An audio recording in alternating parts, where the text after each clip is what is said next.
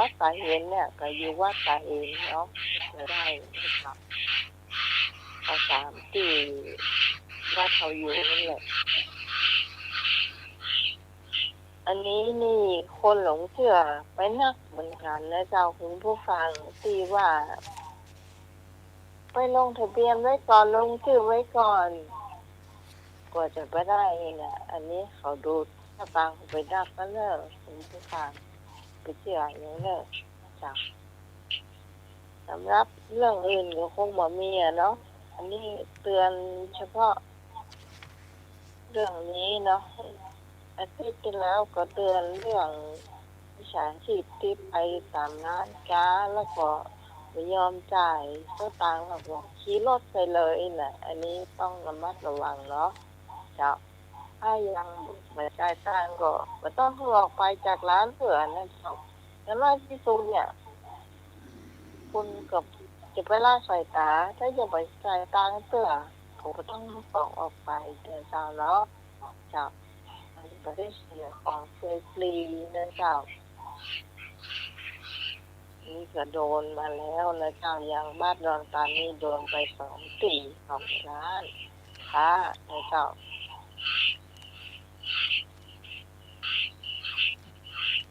แล้วเจ้าต่อไปจะเป็นธรรมะเลย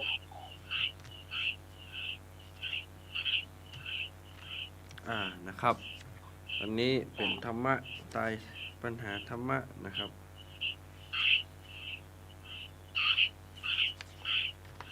จำหาก่อนธรรมะคลายเครียดเฮาเก่ง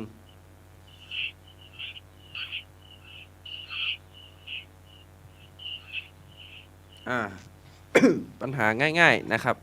เอาง่ายๆเนาะวันนี้เนาะว่ายากมี4-5 ข้อ5-6 ข้อนะครับคำถาม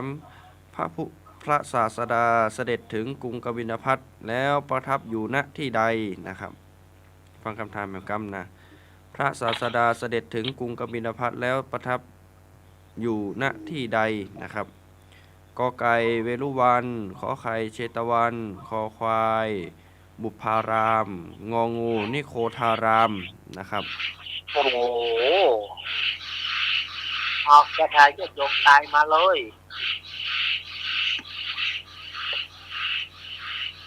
ผมเหมือนกับอันแมงไอ้หนุ่ยเนี่ยเลยแต่พระพุทธเจ้าอยู่เมืองอะไรอย่างนี้ไม่ใช่เกลียดกูหรอกพระศาสดานะครับเสด็จถึงกรุงกบิลพัสแล้วประทับอยู่ณที่ใดนะครับกอไก่เวรุวันขอไข่เชตวันคอควายบุพารามงองูนิโคธารามนะครับเลือกมาเลย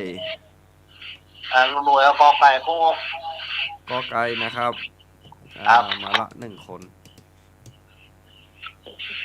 เนี่ยกอไก่โคกมาแล้วเจ้าแม่เอาขอไข่เลย ครับขอไข่นอกขอไข่พระพุทธก็อย่างก็ขอไข่ขอไข่ให้เรากอไก่นะครับมา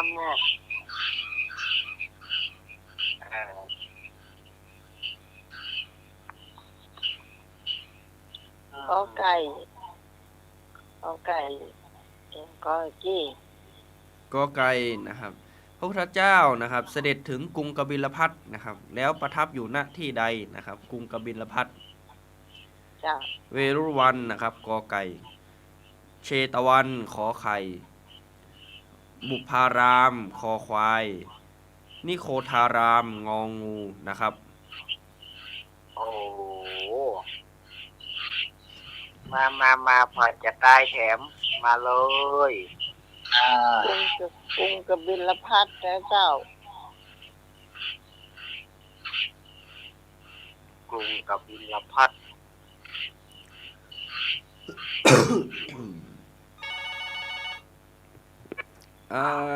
เลยไม่ก่อนเอางองูจ้าง องูนอนิโคธารามนะครับไม่ก่อนงองูหรอครับนิโคธารามพิกร นี้งองู งองูตาใสมาก งองูอ่ะไปหากอไก่ลุงหนุ่ยเนาะ ๆครับ นิโคทารามนี่คือต้นไม้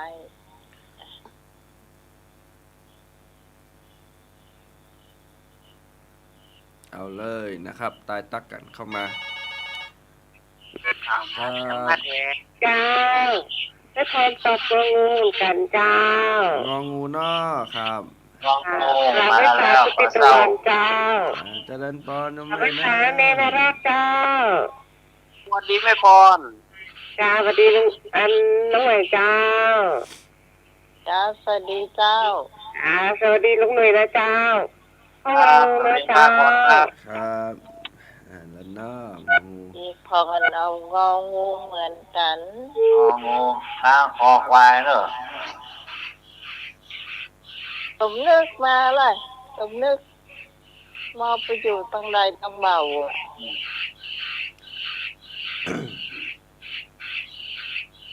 งอเฝ้าแม่ฮะ อืมวันนี้วันที่เท่าไรพ่อแม่แจ้ก็หานี่วันที่3อยู่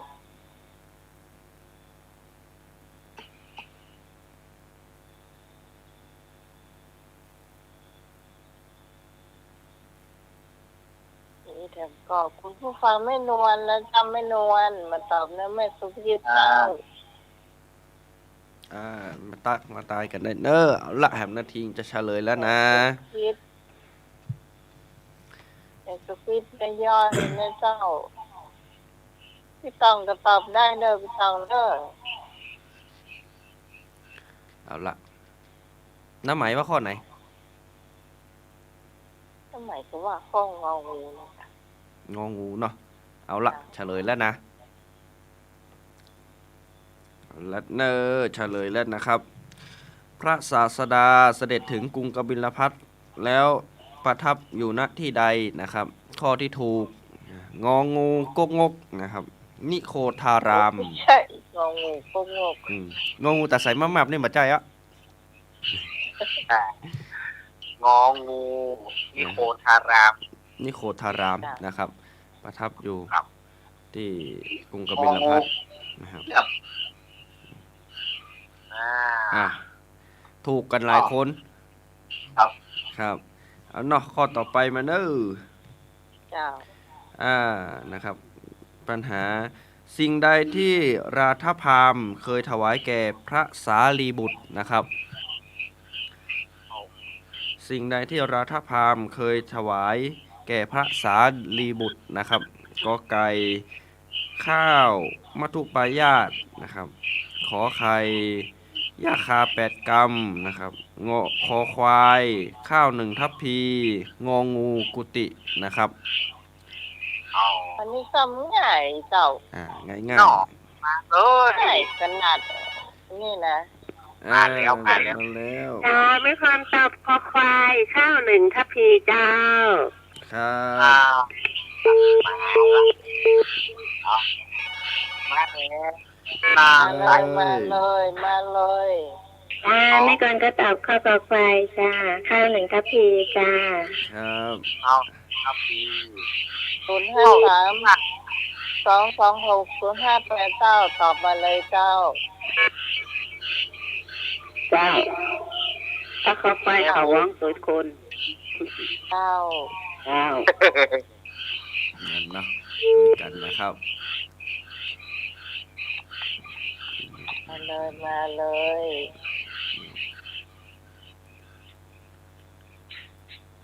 มาเลยนะครับ เจ้า ง่ายๆเนาะ เจ้า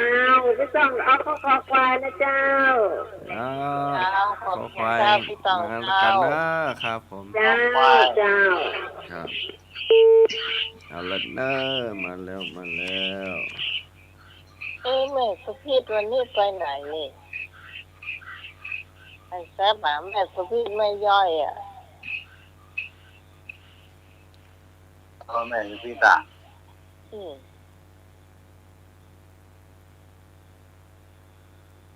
ไอ้บ่าวดอกแดงก็ได้ในเจ้าสัญญาณดีหรือยังแต่ว่าเพราะว่าสัญญาณไม่ค่อยดีนะ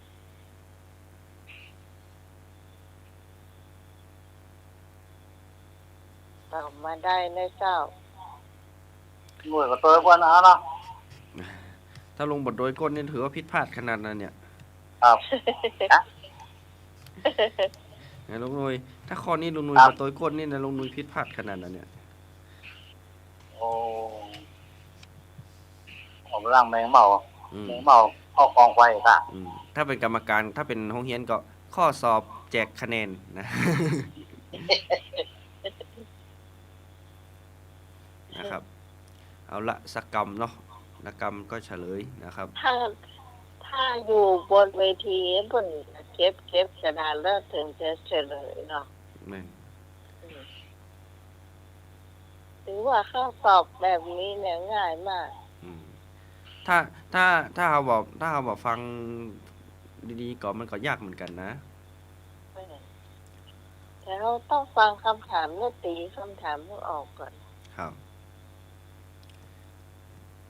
คำถามแปลกๆเนาะเอาละอันเสี่ยงจากนี้แล้วอย่างต่อนิทานก็ เจ้า จะได้เตรียมหมอนไว้รอเนาะเอาละนะครับยะกับข้าวตะวาละก้านี่ ครับ เจ้า เอาละเนอะเอาละแหมนาทีจะทายเลยแล้วนะ ไอ้ตัวเนอะ สิ่งใดที่รัฐพราหมณ์ถวายแก่พระสารีบุตรนะครับกอไก่ข้าวมัทุปยาตขอไข่ย่าคา8 กรัมขอควายข้าว1 ทัพพีงองูกุตินะครับเอาละ คอควายเนี่ยจ้ะ เนาะตอบกันขอควายตัดกล้วยเนอะต้นนี้กล้วยต้นใหญ่ คอควาย เอาละเฉลยแล้วนะครับสิ่งใดที่รัฐพราหมณ์เคยถวายแก่พระสารีบุตรนะครับข้าว1 ทัพพีถูกหมดเลยนะครับ จ้ะ เอาละ โอ้เศร้าจริงนะ ข้อนี้ง่าย ถ้าสามบาพีดถ้าสามบาพีดได้เนนมันราธาพราหมณ์เนี่ย อันแบบมีไผ่บัวเธอเนาะ แม่นนะ มีไผ่บัวเธอแต่ว่าพระสารีบุตรนี่ขอบัวเธอเปิดว่าเปิดเคยใส่ข้าว1 ทัพพีนี่แหละ ๆ นี่เนาะ แม่นละ ถ้าสามบาพีดนะ อืม ครับ อ่ะ ข้อ เนาะ ต่อไปเนาะ ข้อต่อไปนะครับ อันนี้จะเป็นพระสาวกนะครับพระปุณณมันตานีนะครับ พระปุณณมันตานีบุตรยอดพระอย่างก็พระปุณณมันตานีบุตรยอดพระนักเทศน์นะครับ เกิดที่เมืองใดนะครับรู้จักก็ ชื่อเปิ้นหูจักอะ พระปุณณมันตานีบุตรยอดพระนักเทศน์เกิดที่เมืองใดนะครับกอไก่เมืองสาวัตถีขอไข่โกสัมพีนะครับคอควายกุสินารางองูกบิลพัทนะครับ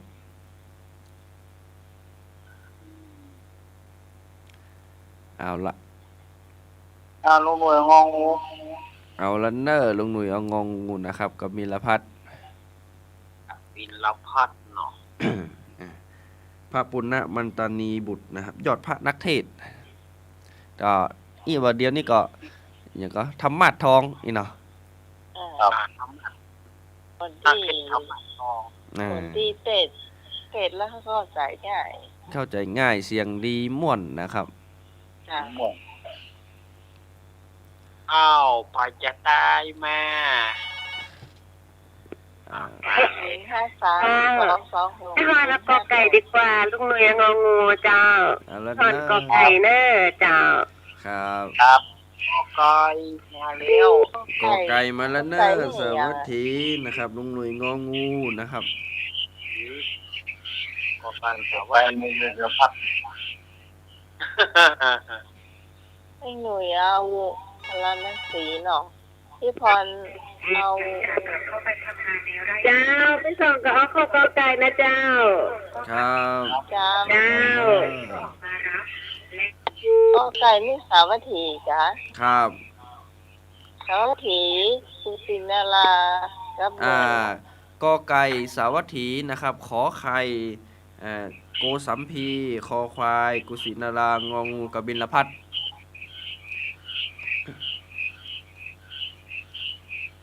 โอสามพี มาแล้ว จ้าแม่ก่อนเอาข้อกอควายจ้า อันนะครับ อ๋ มา อ แล้ว ขอได้ น้ำบานนี้นะเจ้า เอาข้อกอควายจ้า ครับผมขอ ขอควาย ก่อนนะข้อคอควายสุสินาราต้องหมายเอาขอไข่ก็แล้วกัน เอาโกศิลาลานั่นแหละ โอสาม พิ พี กรเจ้า ครับผม เจ้า อันน่ะตัวไม่ก่อนเนาะกุสินาราเอาน้ำไหมเอาขอไข่กะ เจ้า เอาละเนิกกระจายความเสี่ยงนะตอนนี้นะ ครบทุกข้อ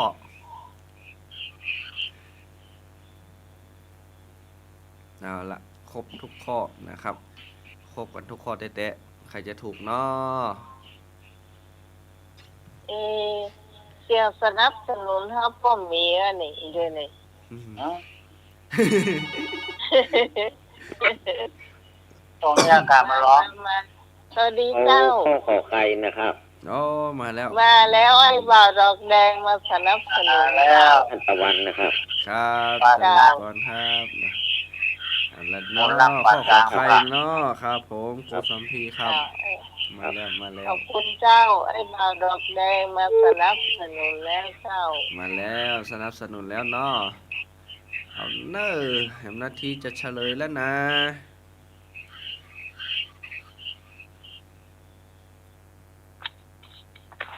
มาสนับสนุนพี่กรณ์มาสนับสนุนไอ้หนุยเดินเนอะพวกไก่นี่มีหลายคนแล้วนะเขาสาม ผมพิษที่ไหนไม่ย่อยต่างใด แม่สุพิษกว่าตะลูกกะประมาณต้มเดียวอ่ะ พี่ผมงานแต่วันนี้แค่ อืม เจ้า ไปจังได้มาเล่า ไม่ส ไม่ ม นวล สมบัติ ถ่ายแซบเนี่ยไม่นวลเนอะ นี่เสียงสนับสนุนนักเดี๋ยวนี้นะ อ่าเอาละเนอจะเฉลยแล้วนะ จ้า ครับเอาเนอนะครับ นั่นว่า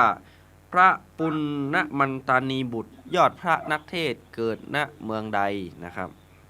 ข้อที่ถูก งองูนะครับกบิลพัท อ่า เออ ลูก ไอ้ ห ห น่ นุ วย ย ถูก ใช่อยู่คนเดียว สองคนใครสามคนเฮ้เนี่ย2 คน เอาลูกซิปเก้าวัดไปหินหัวโลก โน้ ไอ้หนุยคนเดียวอะกะ กะเนาะอันนะครับกบิลพัทยอดพระนักเทศน์นะครับ เกิดเมืองกบิลพัทนะครับ มันกระบินละพันมากว้างเนาะ แม่น เอาใหญ่ล่ะเมืองใหญ่ เคยไปหลายที่แล้วหรอ ลุงหนุ่ยกะ ครับ เขียนแล้วเหรอ เขียนเอาเนี่ย เขียนเอา อืม เอาต่อไป นะครับข้อ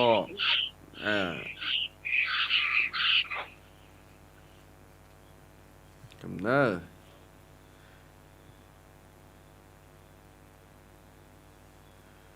ไอ้น้อยวัดฝ่ายหินตอบฟังผ่องก็ได้เนอะถ้าฟังอยู่นะ หลักฟังอยู่อั อน อกมาตอบแล้วอ่ะ บางเตื้อเขาถ้าจะฟังบัดสุดเตื้อบางเตื้อนี่นะเฮาเอาออกไปอีเนาะโอ้ผมรักฟังอ้ายอยู่นะอีเนาะ เออ เขาออกรายการเนี่ยรักฟัง เล่าฟังมาตอบมา นัก นี่เนาะ ฟังแล้วยังบทตลกแม่เนาะ ตอบมาพ่อกันเนาะ นั่นน่ะ ตอบได้ตอบได้ ตอบได้ เป็น นะ ความรู้เจ้า เอาละเนออ่ะนะครับอ่าคำถาม พระพุทธเจ้าทรงแสดงอาทิตปริยายสูตรนะครับ โปรดนักบวชกลุ่มใดนะครับ พระพุทธเจ้าทรงแสดงอาทิตปริยายสูตร โปรดนักบวชกลุ่มใดนะครับกอไก่ปัญจวัคคีย์ขอไข่พัทธวัคคีย์นะครับขอควายชนินสามพี่น้องงองู อุปติสะและบริวารนะครับ ง่ายมากเจ้า อันนี้ง่ายมาก คำตอบใหม่มีอยู่แล้วเจ้า แม่พรตอบคอควายเจ้า ขอควายเนาะค สาม รับ พี่น้องเจ้า ชนินสามพี่น้องมาแล้วเนอ ทอนน้อง ข้อนี้ถือว่าเป็นยากเจ้า ไม่ยากนะครับคนนี้ คนก็ตอบข้อคอควายจ้า ครับขอควายเนาะมาแล้ว อ่า นั่นเนอมาเลย ตักกล้วยตัวคนเลย ด้านกล้วยตัวครับนั่นแหละเนาะ เจ้า ครับมันละชนินสามพี่น้องนะครับพ่อคอควายตอนนี้มาด้วยกันนะมาเลย พี่ตองมาเลยพี่ตอง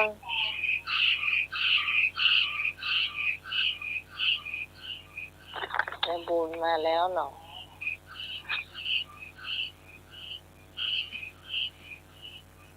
มาเลยนะครับ 053-226-058เจ้า อ้าวมาเลย กอไก่กุ้งครับผม ลูกดุยกะ ครับ ผิด แยกคนแต่ ลองใบตองมาลองน้ำตา ครับ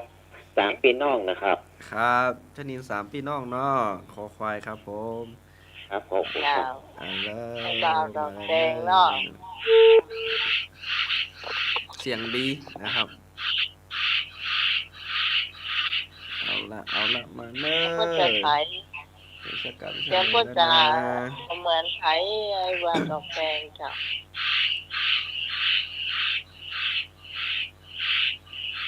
นะครับพระพุทธเจ้านะครับทรงเสด็จ ไปแล้วเนี่ย เออ ก็คงไปกลางอ่ะหายเสียบ่เอ็กซ์ยาวก็หายสักโลนี่นะ ครับ วันติดนะวันนี้ชาร์จพลังงานมันพูกยากการเต็มที่อีเนาะ เออตัวก็เครียดนะ เข้าหาน่าจะหลายตัวแต่ลุงนุ้ย ครับ บ๊อบแบบเนี่ย แบบบ้านเลยเหรอ รับว่ะเมื่อคืน ครับ ถ้าจะชินไป เป็น แล้ว รอ เนาะ บเรียนมันก็ห้องอย่างเงี้ยจ้ะ ครับทำแบบมันม่วนนะ แม่นออดเนาะหน้าเบ็ดบ้านนี่นะ มันบอกว่าเขาเอาไปแอบเนี่ย เนี่ย นู่นดูตารางโวก ฝนตกก็ มันโตะครับ เครียดท้องอีฝนจะตกก็ ให้โตะอ่ะให้โตะครับ เอาละเฉลยเลยเนอะ นะแต่แล้วว่า เปิดเพลง คำตอบที่ถูกต้องอันนี้แหละ อันนี้ละหมายดีบอกได้เลยว่า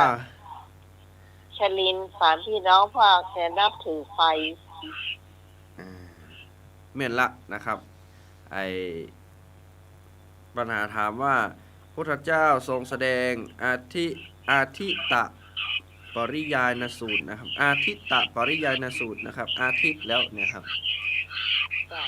โปรดกลุ่มได้นะครับคอควายข้อที่ถูกชนินสามพี่น้องนะครับ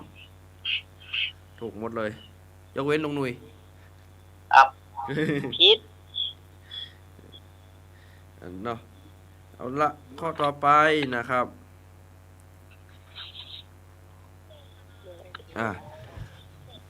มัน ได้ เป็น ข้องอยู่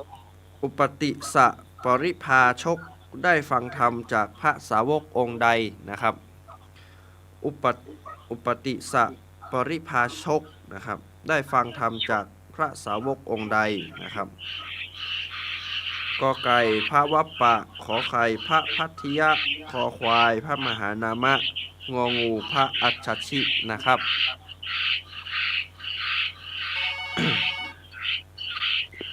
ครับ เป็นคนตอบงองูเจ้าพระอัศชิเจ้า ครับ ดีพิคอนนะเจ้าสวัสดีแม่บุญเจ้าสวัสดีธรรมะใครเครียดทุกท่านนะเจ้า ครับเพราะฉะนั้นคุณผู้ฟังต้องตีที่ออกก่อนเนอะว่าอุปาติสะเนี่ยมันชื่อของใครถ้ารู้ พี่จังก็ตอบข้อต่อไปงองูจ้าง องูเนาะครับผม ค่ะ มันเป็นชื่อเดิมเนี่ยเจ้าคุณ เอา ผู้ ละ ฟัง มาแล้วเนอะ รู้ชื่อเดิมของเพื่อนนี่ตอบได้เลยเนาะ ครับเอาละมาเนอะ มันจะมีโกริตะครับอุปาติสะสองคนนะเจ้าไอ้หนุ่ย ครับ ตอนไหน งองูครับอ่าง องูเนาะเอาละตัว ครั กับ นเนอร์นี่นะ เอาขวา เอาแล้วนะครับ มาตัวกันหมดเลยนะครับข้อนี้ ตานี่จะสิละเนาะ ครับมาพูดเลย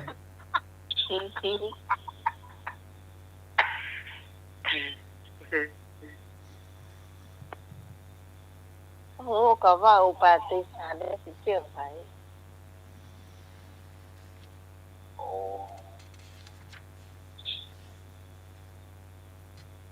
สาวกอะสาวกมาบอกก็ได้สาวกเบื้องขวา พระสารีบุตร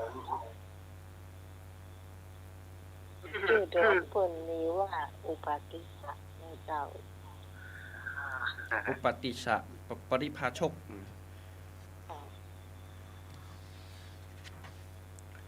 พระยอดปัญญาอย่างเนาะพระสารีบุตรนี่ ทำเพิ่นจะมีเล่าไว้อยู่ครับ ครับ อันนี้นะเพิ่นจะเล่าไว้อยู่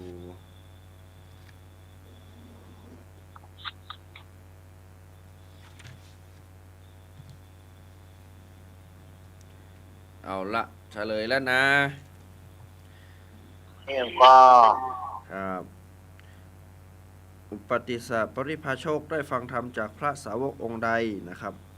ข้อที่ถูกงองูพระอัจฉชินะครับ อ้าวโอ้ ถูก งองู ลุงหนุ่ยถูก ข้อนี้ลุงหนุ่ยถูก ครับ ลองหัวต้อยเปิ้นกันเอ๊ะ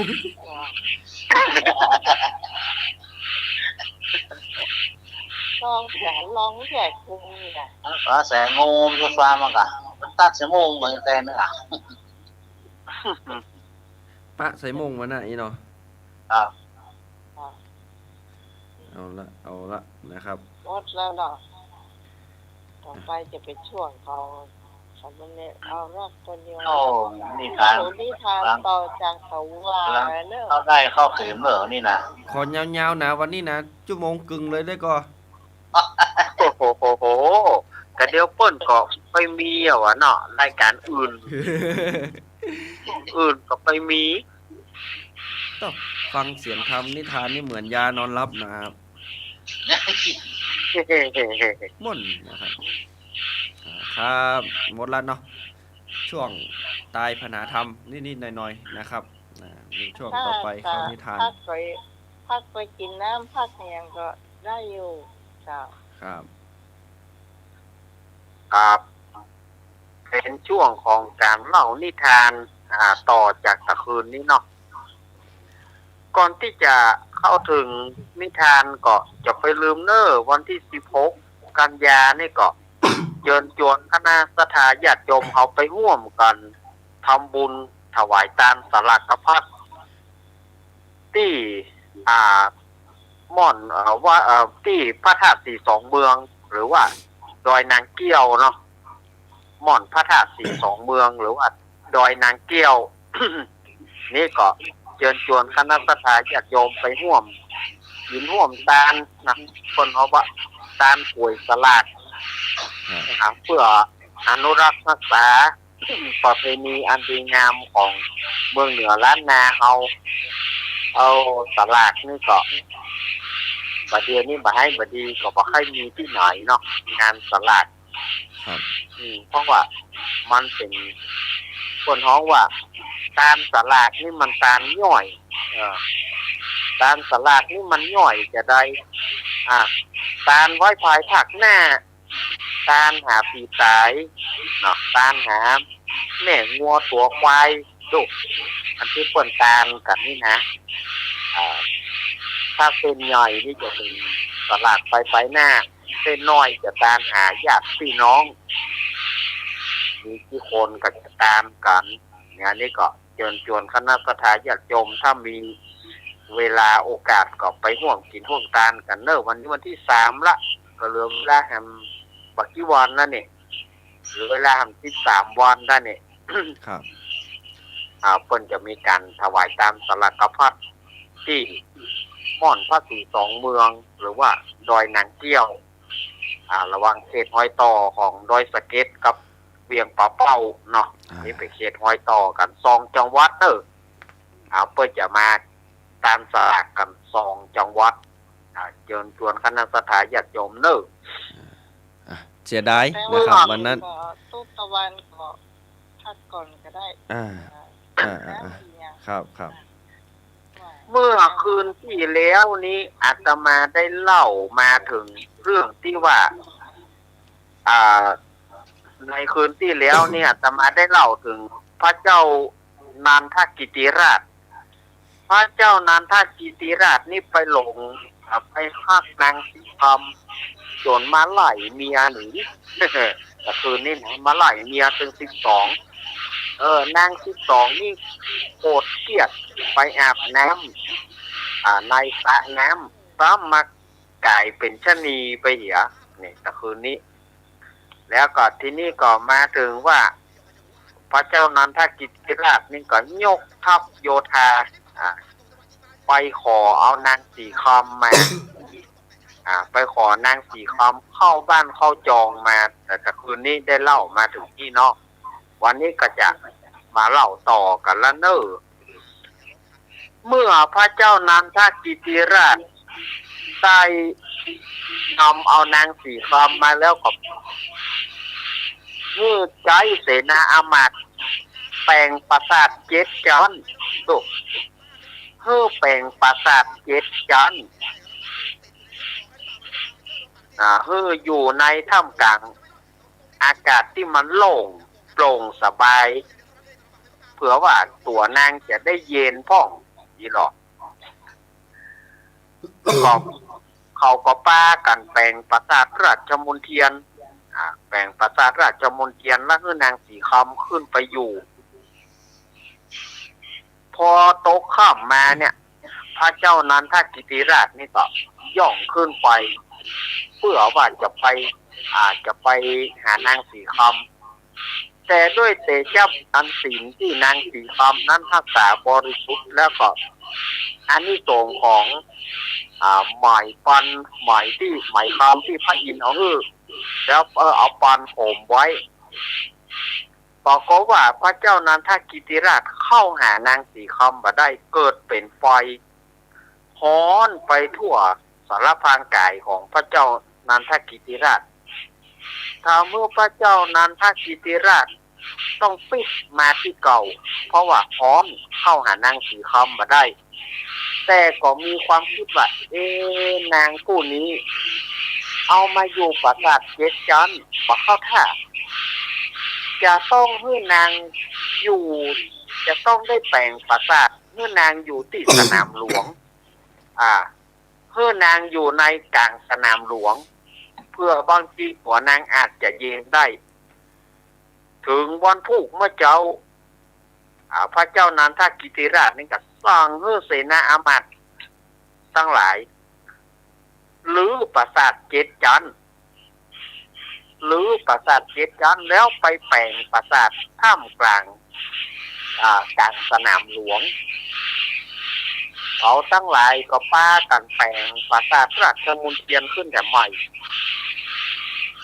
จนได้1 เดือนพอได้1 เดือนปุ๊บก็ปราสาทราชมนเทียนนั้นเสร็จก็ป้าเขาก็เอานางสีคำเนี่ยขึ้นไปอยู่พอตกค่ำมาพระเจ้านันทกิติราชนี่ก็ย่องขึ้นไปแถมย่องขึ้นไปเพื่อจะเข้าไปหาจะเข้าไปกอดไปหวานนางสีคำเนาะในฐานที่เป็นเมียใหม่ แต่ก็เข้ามาได้กองเข้าไปเมื่อใดก็เป็นเหมือนไฟไหม้ฮ้อนก็ต้องโล่นปิกมานะเมื่อปิกมาแล้วก็มักลุดไข่ควรแบบละนางผู้นี้จะอยู่ขนาดเข้าแปลงปราสาทเพื่อกลางสนามก็ยังฮ้อนอยู่นางคงจะชอบอยู่ที่กลางดินฉะนั้นควรเอานางผู้นี้อยู่กลางดินเพื่อตัวนางจะเย็นพ่อง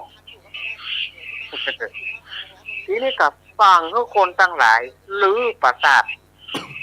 ที่กลางสนามหลวงแถมแล้วก็เอานางสีคำอยู่กับโพมไม้แล้วก็มีเข้าของเครื่องใจต่างๆของนางสีคำนั้นพอค่ำมาก็พระเจ้านันทกิติราชนี่ก็หวานละวันนี้จะขอเข้าไปกอดเมียใหม่กันแล้วนี่นะแต่ก็เข้าหาบ่ได้เข้าหาเมื่อใดก็ฮ้อนจนต้องปิกมาที่เก่าเมื่อปิกมาที่เก่าก็นางผู้นี้อย่างใดเนี่ยเอาแปลงปราสาทที่อยู่7 จันทร์ก่อฮ้อนเอาให้มาอยู่กลางสนามก่อฮ้อนให้อยู่โหมไม้ก็ยังฮ้อนอยู่ฉะนั้นเฮาควรจะแปลงปราสาทลอยลมดุสถาญาติโยมแปลงปราสาทกลางหาวเนี่ยแปลงปราสาทลอยลมหัวศีลมันก็เน็ตนะเนาะหัวมันก็เป็นหัวศีลพอดีเหมือนกันนะพระเจ้านันทกิติราชนี่ถึงวันพุกก็สร้างคนตั้งหลายเพื่อแปลงปราสาทลอยลมเฮาบ่อยู่ลุกสถาญาติโยมเนาะเฮาบ่อยู่เนอะแปลงปราสาทที่ลอยลมนี่เฮาหัวลมหลวงไหมลมหลวงมาเนี่ยใดลอยม่งหย่งไปก็ยุ่งเนอะเสาก็บ่มียังก็บ่มีนี่แปลงปราสาทลอยลมเผื่อว่านางจะเย็นพ่อนี่หรอหมู่เสนาอามาตย์หมู่ทหารบางคนก็จมบางคนก็จมบางคนก็เดือดเพราะว่าบ่ได้เนี่ยการอย่างกุ้มกะแปลงแก้วกุ้มกะเตปราสาทนั้นนะกุ้มกะได้ตึงแปลงตึงเตนะสะพองก็ว่าเจ้าเหนือหัวสั่งจะไปจมเจ้าเหนือหัวเปิ้นสั่งสู่ค่อยคอปูดแกนี่เนี่ยเปิ้นเฮือแปลงอย่าได้กับแปลงนี่ก็จำเป็นได้แปลงนะสถานที่โยมแปลงปราสาทลอยลมคือมันอยู่เหนืออากาศก็แปลงปราสาทหลังนั้นได้9 เดือนยุบแปลงปราสาทหลังนั้นได้9 เดือนก่อปลานางสีคำนี่ขึ้นไปอยู่พอค่ำตกค่ำมาพระเจ้านันทกิติราชนี่ก็จะเข้าไปละจะเข้าไปหาเมียจะเข้าไปหานางสีคำแต่ก็คว้าน้ำเหลวเนาะสดน้ำเหี่ยวอย่างเก่านั่นนะก็ขึ้นไปบ่ได้ก็ฮ้อนนางผู้นี้เอาอยู่ท่ามกลางปราสาทลอยลมก็ฮ้อนอย่างใดลองทำกรรมเหรอ ไปแป่งปราสาทราชมนเทียนไปแป่งกลางแม่น้ำน่าจะดีสัวนางถ้าจะเย็นว่ะถึงวันผูกก่อนตั้งเพื่อเสนาอามาตย์ทั้งหลายเตะปราสาทลอยลมนั้นเพื่อไปแป่งกลางแม่น้ำเขาก็ไปกุ้งกับแป่งกับเตะปราสาทนะสถานญาติโยมทีนี้พระเจ้านันทกิติราชเนี่ยเมากับแป่งกับเตะปราสาทนั้นนะโจรก็ลืมประเพณีอันที่ตัวเก่าเคยทำมาประเพณีที่เคยทำมาคืออย่างคือการส่งสวยเพื่อกับพระเจ้าสุวรรณเนตรพระเจ้าสุวรรณเนตรนั่นก็คือพ่อของนางสีคำเนี่ยสถานญาติโยมพระเจ้านันทกิติราชเนี่ยกุ้มกับแฝงกับเตปราสาทนั้นนะก็ลืมประเพณีสำคัญก็คือการส่งสวยเพื่อกับพระเจ้าสุวรรณเนตรอันการส่งสวยนี้อาตมาภาพก็บอกหูเนาะว่าเปิ้นส่งสวยเนี่ยอย่างใดเนาะอันนี้ตามในธรรมเปิ้นเล่ามาในการส่งสวยนี่นะอาตมาก็บอกหูว่าเปิ้นส่งสวยกันจะได้เนาะทีนี้ฝ่ายพระเจ้าสุวรรณเนตรก็มาแปลกใจว่าเนี่ยอย่างเจ้าพญานันทกิติราชเนี่ยอย่างประทรงสวยของเขาได้ปีหนึ่งเป็นจะได้ก็เลยใจเสนาอามาตย์บอกว่าสู่ลองไปพอลองไปถามกาว่าเจ้านันทกิติราชเนี่ยมันใครเป็นใหญ่มันใครเป็นเอกราชกาว่ามันกระด้างกระเดืองหรือว่าอย่างใดหรือว่าปัสสบายสู่ลองไปถามพอแล้วมาบอกให้เฮาหมู่เสนาอามาตย์หมู่ทหารทั้งหลายก็ปากัน ไปพอไปถึงเขตแดนเมืองนะหมู่เจ้าเมืองก็แตกตื่นกันนึกว่าข้าศึกมาฮบจะเอาบ้านเอาเมือง แต่ว่าหมู่ทหารหมู่นั่นก็บอกว่าเฮาบ่ได้ไปฆ่าศึกบ่ได้มาฮบเอาบ้านเอาเมือง แต่เฮาอยากจะถามว่าเจ้าพญาสู่เขาเนี่ยอย่างใดถึงประสงค์สวยเจ้าเหนือหัวใหญ่เพราะว่าเปิ่นฮ้องพระเจ้าสุวรรณเนตรนะฮ้องว่าเจ้าเหนือหัวใหญ่เนี่ยอย่างสู่ถึงประสงค์สวยไปหาเจ้าเหนือหัวใหญ่สู่เขาอย่างกระด้างกระเดือง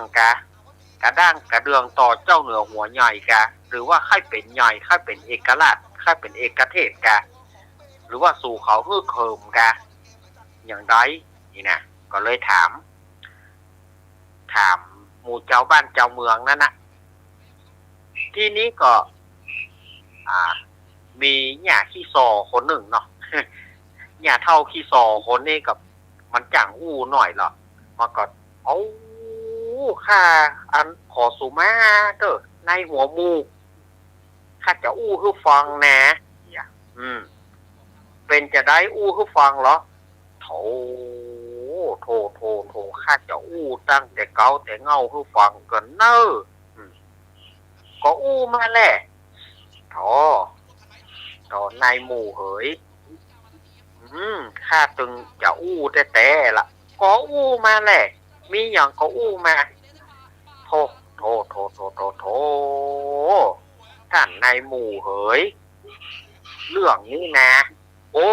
ยแล้วข้าจะหู้เรื่องวันไหนอย่านี่เหย แล้วข้าจะหู้เรื่องวันไหนคำเดียวก่อนนะขอข้าตั้งสติดีๆก่อนเหตุที่ว่าเจ้าพญาของข้าทั้งหลายนี่นะ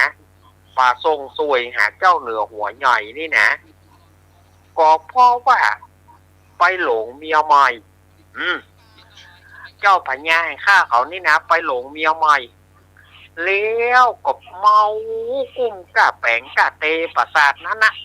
แปงเตป่าเดียวนี่จะแปงในแม่น้ำแถมเลี้ยวในหมู่ แล้วนางที่สองไปไหนก็เจ้าพญาของข้าเขาไล่นางที่สองหนีบ่ฮู้เป็นตายไล่ดีอย่างใดไล่นางทั้งหมดหนีแล้วก็ไปได้เมียใหม่จากพ่อกาเฮือสำเปาพ่อกาเฮือสำเปาเอามาฮื้อแล้วก็กุ้มกับแปลงเตประสาทประเด็นนี้จะแปลงในแม่น้ำแถมละท่านในหมู่ท่านหัวหมู่อันเนี้ยเหตุเนี้ยที่ว่าเจ้าพญาข้าเขาประทรงสวยคือกับประทรงสวยคือกับเจ้าเหนือหัวใหญ่พ่ออย่างหมู่เสนาอามาตย์หูข้อมูลอย่างเขาก็เลยปากันไปทูลพระเจ้าสุวรรณเนตรสงสารพระเจ้าสุวรรณเนตรก็โกรธกิ้วโคตรก็เลยสั่งให้ไปยับเอาเจ้าพญานันทกิติราชแล้วก็ไพ่ฟ้าประชาชนเสนาอามาตย์ยับมาหมดรวมถึงนางสีคำไปยับมาแล้วก็ประทัดสอบสวนละยับมาก็ฆ่าให้มันเสี่ยงประทัดให้มันเหลือฐานที่มันกระด้างกระเดืองมันลืมประเพณีที่สำคัญนี่เขาก็ปากันไปยับเจ้าพญานันทกิติราชแล้วก็ในนาอามาตย์รวมถึงนางสีคำเขายับไปมาถึงนอกเมืองแสงคำซึ่งเป็นเมืองของพระเจ้าสุวรรณเนตรยามนั้นก็มีลูกอามาตย์คนหนึ่ง ลูกอามาตย์คนนี้ก็ไปหันไปก็ไปจับนางสีคำได้ก็เลยเข้าไปไหว้โอ้พระแม่เจ้าสีค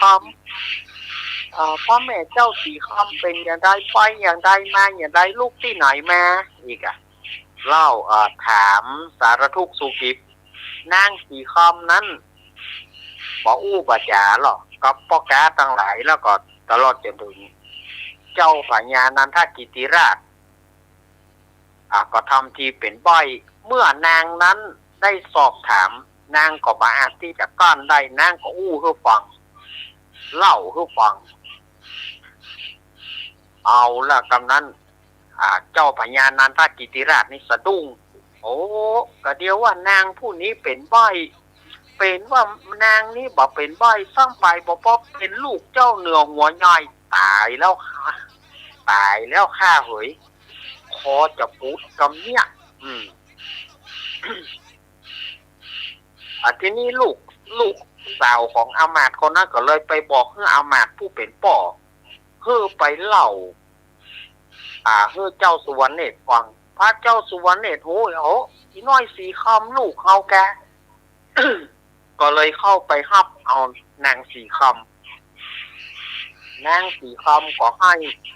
เจ้าสุวรรณเนตรก็ให้นางสีคำนั้นเป็นลมเจ้าสุวรรณเนตรก็เอายาหอมยาอมยาดมยามองนะเอามาแล้วก็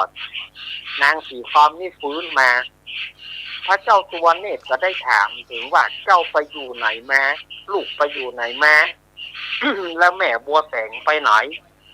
นางสีคำก็เล่าให้ฟังตั้งแต่ต้นจนจบมาทำให้พระเจ้าสุวรรณเนตรนี่ก็โกรธเอาหมูก็แกนี่นะบาดีเอาลูกกูไปขาย เอาลูกกูไปขายเนี่ยอันกูจะสั่งค่าพวกแกเรือสำเปาถึง500นั่นนะแล้วก็สั่งค่าเจ้าพญานันทกิติราชแล้วก็เสนาอามาตย์ฆ่าเขาให้มันเสี่ยงยามนั้นนางสีคำก็ได้ขอไว้ว่าเสด็จพ่อไปค่ะถ้าบ่มีพ่อกาเรือสำเปาลูกก็บ่ได้ปิดมาหาเสด็จพ่อขอยกโตดยกให้กับหมู่พ่อกาเรือสำเปาเตอะแล้วก็พระเจ้าพญานันทกิติราชเขาก็บ่ได้ทำให้ต่อลูกเขาเข้าหาลูกบ่ได้เพราะเดชะแห่งศีลที่ลูกได้บำเพ็ญมาฉะนั้นถือว่าเขาบ่มีความผิดฉะนั้นขอเสด็จพ่ออภัยให้เขาเตอะปล่อยให้เขาปิกไปสู่บ้านสู่จองปิกไปเข้าบ้านเข้าเมืองเขาเหียพระเจ้าสุวรรณเนตรนี่ก็เลยอภัยโทษ อภัยโทษเท่ากับเจ้าปัญญานันทกิติราชแล้วก็หมู่ปอกาเรือสอบเปาถึง500แล้วก็จัดมหรสพนะสถานญาติโยมจัดมหรสพแถม7 วัน 7 คืนเอามีอย่างพ่อฮะ ลำโพงไม่มีล่ะ นั่นน่าว่าแต่มหรสพนี่นะหนังมวยเนาะ น่าจะมีเนาะก็จัดงานแล้วก็ปล่อยให้เขาทั้งหลายปิกไปมาถึงสั้นนี้ทำผูกที่4มันก็มาจบสื่อนี่พอดีเนาะสดายญาติโยมเอาอันนี้ จักแนวเลยเนอะจักแนวเลยเพราะว่าถ้าเขาจะเล่าน้อยมันก็บพอที่ละสดาพุทธะฟังแต่ละแต่อันนี้ก็จักแนวไปอันไหนที่มันยาวล้ำก็แบ่งเกิน ยาวล้ำก็แบ่งเกินกันไปเนาะ แต่ว่ามันสั้นขึ้นลื่นลงไปหรอ แต่ว่านี่พี่หมายว่ามันสั้นไปมันน้อยก็น้อยเต้ ก็เลยเอาผูกที่4เข้ามาใส่ไปหน่อยหนึ่งวันนี้ก็เอามาใส่ให้มันจบเนาะ เข้าหมดเลยเรื่องของสุริยคราสกุมารนะนี่ก็วัน เดี๋ยวแม่สุริยคราสในติกมาอะไรเนาะ ครับแม่ของเจ้าสุริยคราสที่มาละ สนองเป็นวัน7 คืนเนาะพอตลง 7 คืนนะ ข้างไปตัดเส้นใหม่เที่ยวใหม่เอาแล้วพูดให้ฟัง เนาะมหรสพมันก็ที่แต่สมัยไหนแล้วเนาะเพราะว่าการละเล่นต่างๆก็มีแต่โบราณเหมือนกันเนาะหนุ่ยเนาะ ครับมีครับนี่ ครับวันนี้ก็อาตมาภาพก็ร่างกายก็ยังบ่พร้อมแต่เตื้อร่างกายก็ยังบ่ค่อยดีแต่เตื้ออันนี้ก็ขออนุญาตก่อนเนอะครับเนอะขอขอบคุณท่านอาจารย์วิสุวัฒน์นะครับผมแล้วก็ขอขอบคุณทุกที่ตะวันด้วยนะครับ ครับ ขอขอบคุณตรงที่สมัยด้วยแล้วก็ขอบคุณลุงหนุ่ยเทนเนอร์ ผมมาสาครับ ศรัทธาญาติโยมที่เปิดวิทยุให้ฟังตัวเสาร์อาทิตย์หน้าก้อยปากาตนาใหม่ช่วงของเหล่านิทานวันเสาร์อาทิตย์หน้าจะเอาผูก5นะถ้าว่ามันยาวเกินก็จะเล่าให้มันจบแต่ว่าถ้าว่ามันยาวเกินก็จะแบ่งเกินกันไป นะถ้ามันยาวเกินก็จะแบ่งเกินก็เดี๋ยวสถานญาติโยมจะไปฟังหมุนขึ้นนี้ไปไหนเตอร์เนอร์เขายังมีรายการต่อไปแถมจนถึงเที่ยงคืนเนาะวันนี้อาตมาภาพก็ขอหย่อมยั้งแต่อีกก่อนเนอร์สถานญาติโยมอยู่ที่มีทุกเหมือนกันทุกคนเนอร์ขอเจริญพร สาธุครับ เนาะเป็นลุงบุญภาพแม่บุญเหมือนเนาะ ครับ แม่บุญ อันนี้อย่างต่อ เอา รอครับเนาะรอแม่บุญ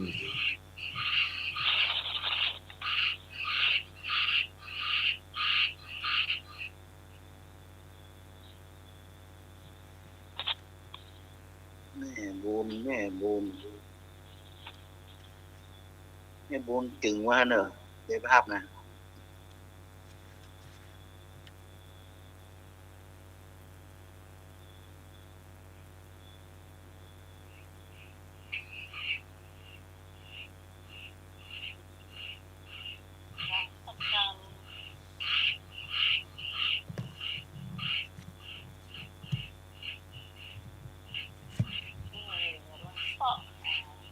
เดี๋ยวแม่บุญอยู่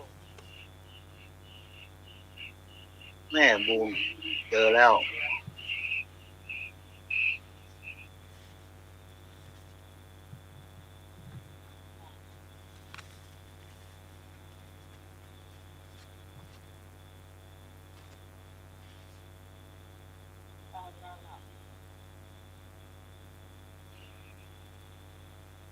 เจ้าวันนี้นุ้ย ครับผม เจ้า ครับ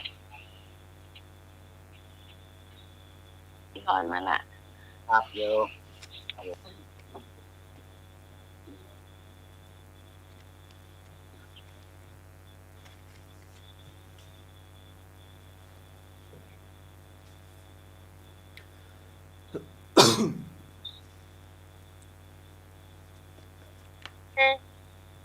ครับผม จ้า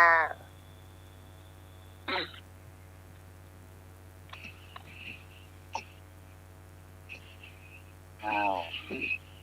เลยเนอะนี่อย่างว่าไป พี่พรสวัสดีเจ้าวันไหนเจ้าสวัสดีเจ้าไม่บุญเจ้าเจ้า จ้าวันดีเจ้าวันดีเจ้าทั้งใหม่เจริญพรเตอเนอร์ นี่กรรมหมักเก่าแล้ววันนี้ เจ้า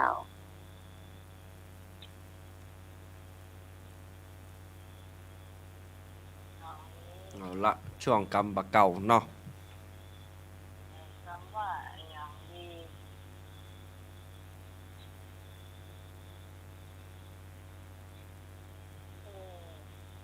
เพื่อละเมอบ่ อืม คือมันอย่ามาคือ นี่มาคือนี่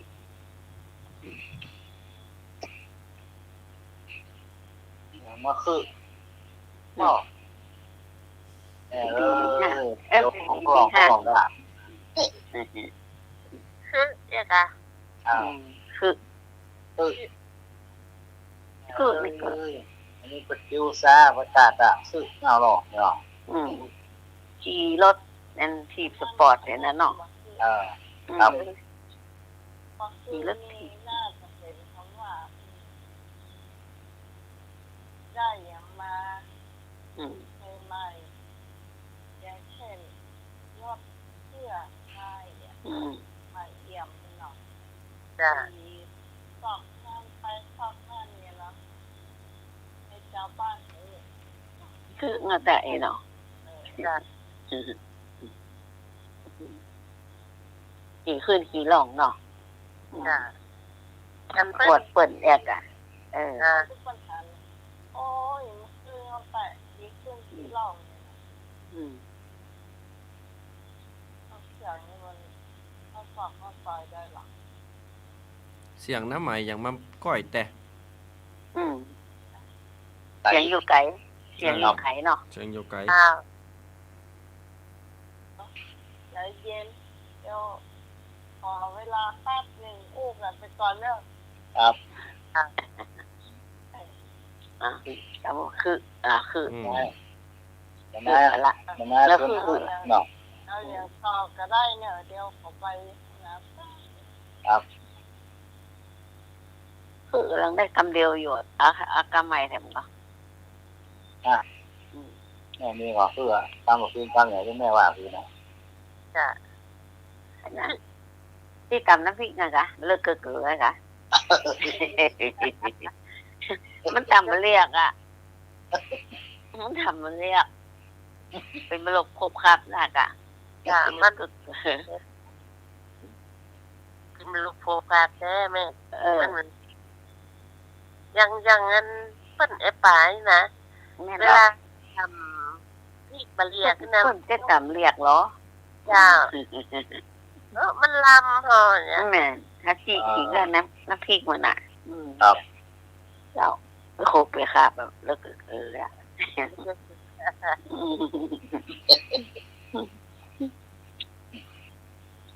การพงการที่บอกเนาะ เอาหอกควันเคลื่อนมันเป็นยาหมดอ่ะพี่เจ้า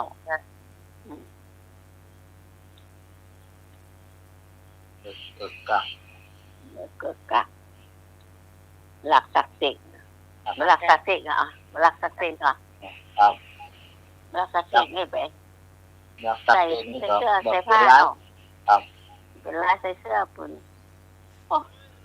หลักศักดิ์สิทธิ์เนาะ ครับ มันดีงามเนาะ นี่ครับ เนาะ เตรียมห้อยแมนไม้หน่อยเนาะ ดำคือเรียกอ่ะ ได้จักเนาะ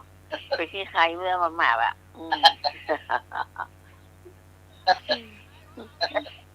มีแต่หนะมีแต่เหนอนอนจนมอนเป็นที่ใครเลื่อมมากๆนั่นแหละมอนที่ใครก็กล้ามานอน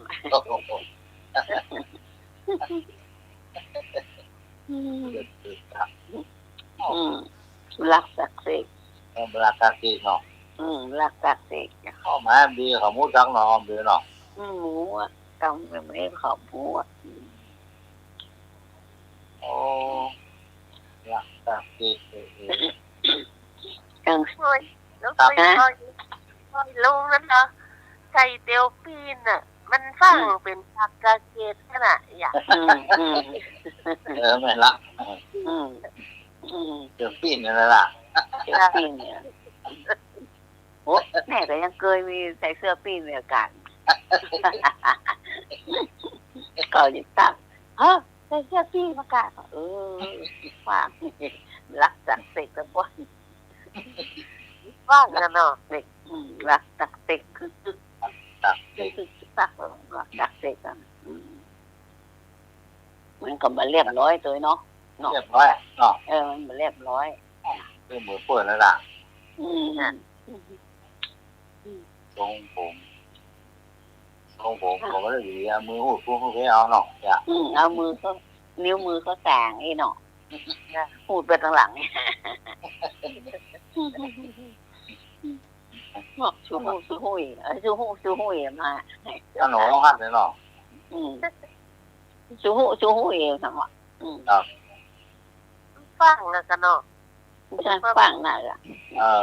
ครับผมเพิ่มจะว่าไม่ได้มีอ่ะพอชูหุยวะน่ะเนี่ยหันสับนี้แล้วผมมันปุ๊จุนบุญแล้วเนาะจุนบุญหรอวะจุนบุญนี่แปลว่าอะไรมันจูนไปเลยน่ะนี่มันจูนบุญเนี่ยมันเป็นไงผู้จูนบุญเนี่ยผู้จูนบุญนะจูนบุญเนี่ยฮะเหลือโซ่เนอะผู้จูนบุญมันบานนะกันน้องจูนบุญมันบุญเนาะมันบานนี่เนาะมันปุ๊โอ้มากันปุ๊จูนบุญเนี่ยเป็นบานนะเนาะมันปู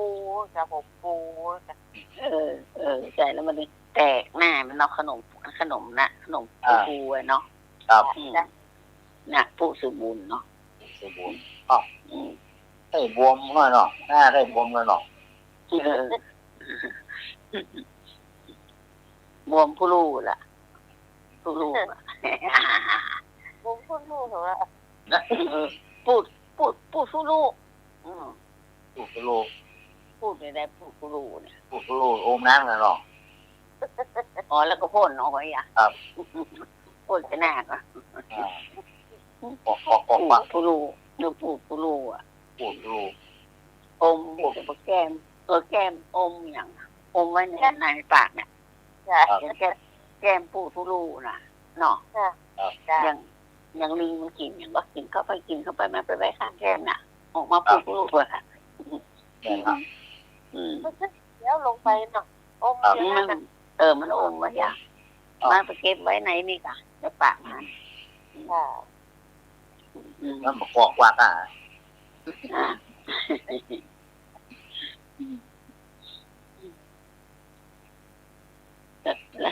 มื่อเนาะใครมีต่ออย่างว่าหันต้นมั่งมีจะไปดีได้เปิ้นยากไรจะไปดูแคลนครับแม่นหันเปิ้นมีก็จะไปไข่มั่งมีสึกเปิ้นเนาะเป็นไข่อย่างเปิ้นเนาะครับเจ้าน้ำเปิ้นซุกอย่างนี้ก็จะไปว่าเปิ้นดูแคลนเปิ้นเนาะครับละทำเกิดมันจะเกิดขัดอีกเนาะอนาคตอ่อนมันดีกว่าเฮาเนาะ แล้วแต่เนาะคนมันบ่เหมือนกันเนาะเกิดออกมาแต่ละฐานะเนาะ ครับ คนก็เกิดมาตุกเนาะคนก็เกิดมากันรวยเนาะมันเป็นวันดีวันดีดูถูกเขาแม่นโอ้คนตุกเรียนเก่งเนาะครับ วันดีดูถูกเขา ดีกี่ไรคนตุกเต้นเนาะ มันเพิ่นรู้เต้นตุกก็คือว่าเป็นนี่เพิ่นเนาะอยู่ก็ได้จ้ะนี่ก็แบ่งปันให้เพิ่นเนาะ แม่น จ้ะนี่น้อยก็คือน้อยไม่นักก็คือนักเองนะจ้ะ อย่างนั้นน้องกับมันว่าในวิทยุน้องว่าเนี่ยเวลาลูกคนตุกมานะเอามือโต๊ะเวลาลูกเอามือลูกหัวอ้อยนั่งรักแก่ ให้ลูกเพลงนั่นน่ะเพลงของอันลุงใจไม่ได้ค่ะ จ้ะ อ๋อไอ้อะ จ้ะ โอเค ตุกคนตุกว่าไร จ้ะ ลูกคนตู้มันว่าใดหรออีน้อยนะว่าใด มันว่าอะไรนะ อ๋อก็ว่ามันมีกรรมของมันนะ จ้ะ นะลืมไปละ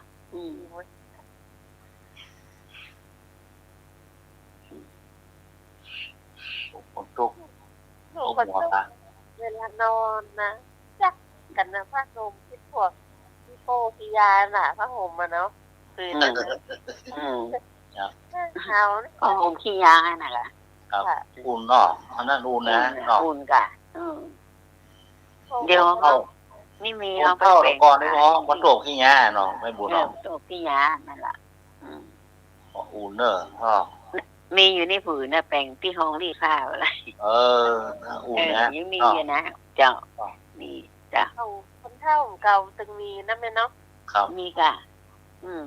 เป็นสีเทาๆเลยนะ ลายตีนลายหัวนะไม่บุญเนาะ สีเทาแล้วก็ลายการนะครับ ดูเสียงอย่างน่ะเสียงโลด เอาก่อนนี้หัว ปุ่น คน ไผ่โคนอ่ะ โอ้โห ท่านตะวัน บ่ใจบ่ใจน้องนุยก็ใคร ฟังหัวใจ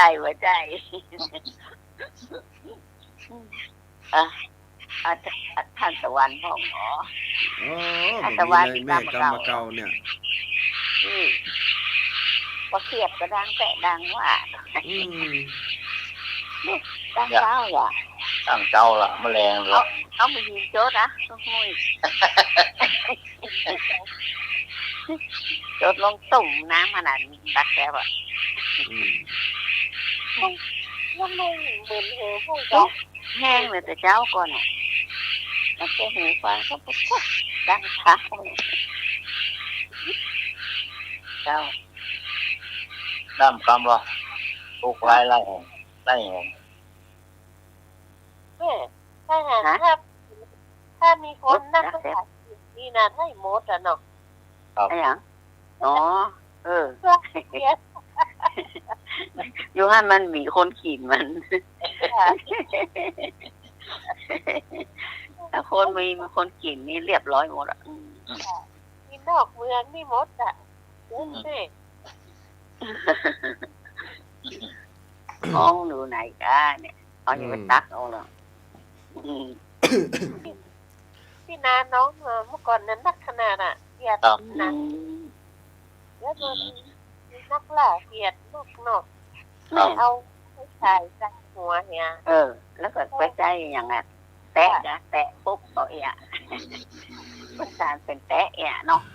เปิดตีปุ๊บเอะที่เวลาเอาตีเอามือตีเอาก็ได้เนาะ จ้า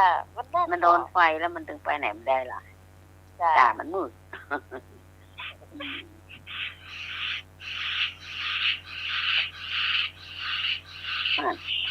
มันรังมาเป็นเสือเลย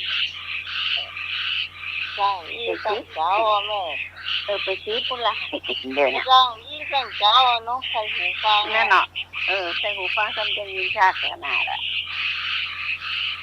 เนาะหลายกรรมได้หลายกรรมแล้วน้องไหมมีอย่าง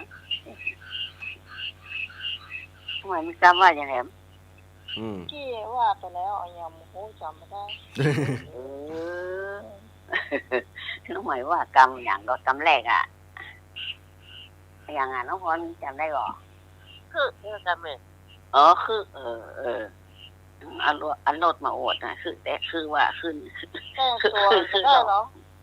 แต่งตัวอย่างก็ได้นอกที่มันมีใหม่มาอวดนี่แต่งตัวไปดังใดคือแปะจะคล้องเส้นเนี่ยเป้งเนาะเส้นตอนนี้บ่อยแต่คือว่าแต่งตัวงามๆต้องไปหน่อยแน่นตึงคอตึงแขนตึงนิ้วมือเนาะแม่น5 บาทพวกกันเนาะแม่เนาะเจ้าคนเดียวนี่ใส่ได้ว่ะระวังนะผมหอมดีคือถ้าขี่รถเครื่องนี่จะใส่แก้เอาจักเอาเนาะตะลึงนี่เขาก็ยังเอาวะเส้นน้อยเขาก็ยังเอานี่เนตาใจมากเลยเนาะใจจ้ะต้องเขียดลงหน่วยนี้นักขนาดแล้วนี่นักขนาดมันน่ะดักละดักเวลาเดี๋ยวเอาใหม่คือขนาดตอนนี้เขียดลงหน่วยนี่ก็ลอยตาปั้นหมีลอยตาปั้นหมีลูกไม่ละมันมีลอยตา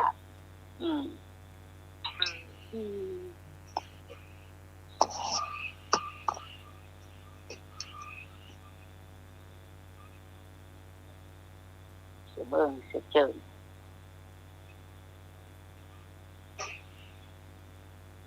ตะพืชจำได้แต่ไม่เงินแต่คืนได้นั่นกำ2 กำเห็นได้อย่างอ้อนน่ะค่ะอย่างอ้อนอย่างนี่ก็อย่างเอาไปเล่าเจียเล่าเราเจียก่อนเจียตอนนี้เจียยังไม่ได้สักเรื่อง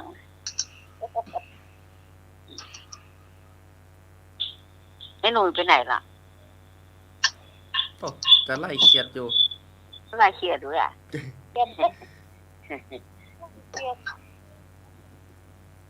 วันนี้มีเสียน้ำเนาะเสียยังไม่ได้อ่านสักเรื่องเลยมีสักเรื่องแม่มีกะเดี๋ยวมันหมดกรรมเก่าจะมีอยู่ก็ไม่เอาเลยเสียบอกเนาะกำบะเก่าเขาเอาน้อยๆก็ได้กำบะเก่าโต๊ะนี่บ่มีเลยนะกำบะเก่านี่นะตู้บ่ชอบอาหารในอาเจียเนาะบ่ค่อยปะตาใดจ้ะโอ้ฝนตกลูกอันลูกโตเจ้าตกแม่เจ้าฝนตกอ่ะจ้ะมาตรงกันมาพัดมันละปูนที่ป้องพัดมันลำปูนห้องปัดเป็นลำปูนห้องเหรอจ้าเจ้ามันหมายดูบ้านแม่บุญน้ำท่วมจ้ะแต่มันมาท่วมตัดบ้านก็มันท่วมข้างนอกเราออกไปไหนก็ได้ไปไหนไม่ได้นี่จ้ะอยู่ตรงกลางมันท่วมซ้ายท่วมขวาเจ้าเลยเชื่อเนยน้อยอันนักกับน้อย2 คนพ่อลูกเนาะ2 คนพ่อลูกมีพ่อกับลูกนะคู่กันลูกถามพ่อว่า1กับอันดาวเนี่ยเลขไหนมีค่ามากกว่ากันไว้หรอก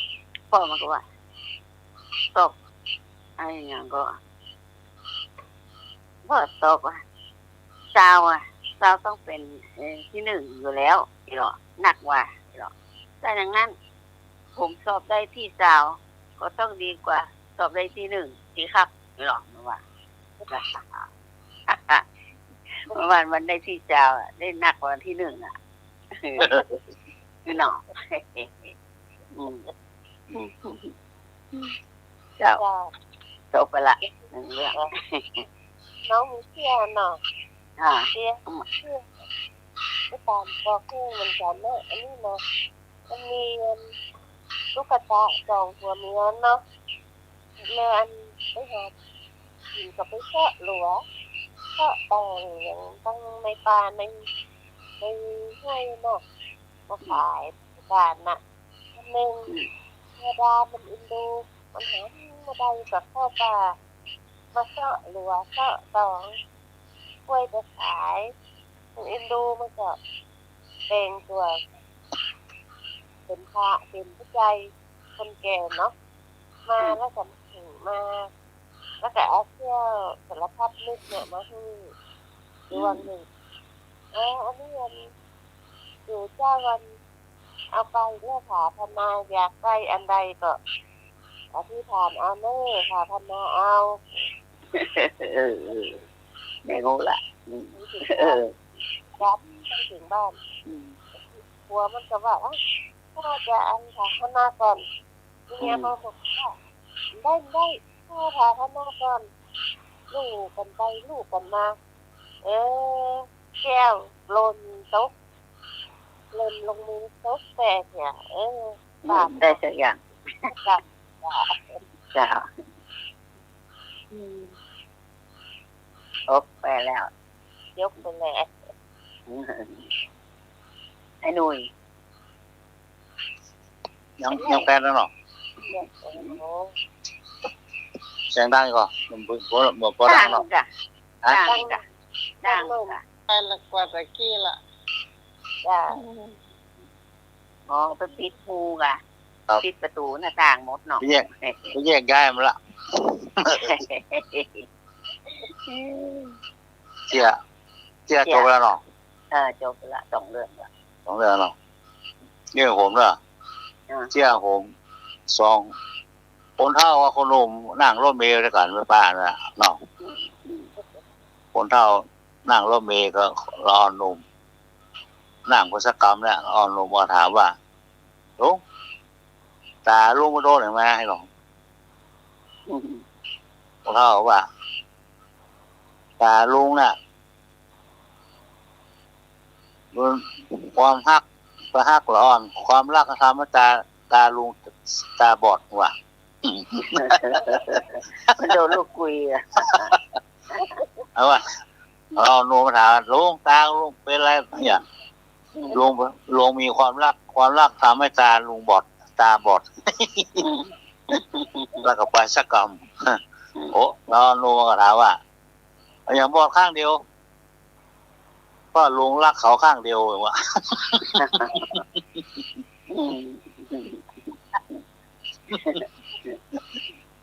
ลืมมือสองข้าง ลุงรักเขาข้างเดียวทำให้ตาบอดข้างเดียววะ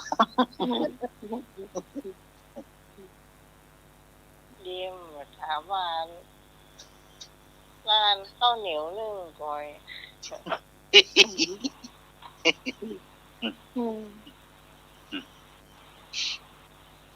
โต๊ะนักระบุได้ยินปะได้ยินเสียงฝนปะ ได้ยินไหม ราคามันก็ดังราคามันก็ดัง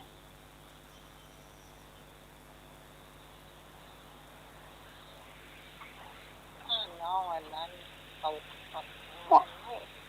ได้ยินหรือยัง ขนาดหลังคาน้อยอีเนี่ยดังแปะดังหลังแจ้งมาน้ำท่วม น้ำท่วม โอ้มาคุณ ไปละ เว ไป ลา กับหน่อยไปโบราณเดี๋ยวจะตะกุนน้องใหม่กว่า เจียนี่เจียก็ไม่เรื่องคนเฒ่าไปซื้อน้ำแข็งมาเนาะซื้อน้ำแข็งมาถูกมันเมาแวะร้านเหล้าเนาะซื้อน้ำแข็งมาห้อยรถน่ะ นี่ก็น่า ใส่ซารถมารถไปจอดนอกพุ่นหรอกเมาหนัวงั้นหรอกเนาะหัวไปทอกเวลาชั่วโมงอ่ะ บอกเมาปีกบ้านเรา3 ทุ่มไปเลยปีกบ้านเราให้ลืมหรอกปีกออกมาเดือดร้อนเพราะว่าเขาลักน้ำแข็งเอาน้ำมาเปลี่ยนเขาน้ำแข็งเอาไปหมด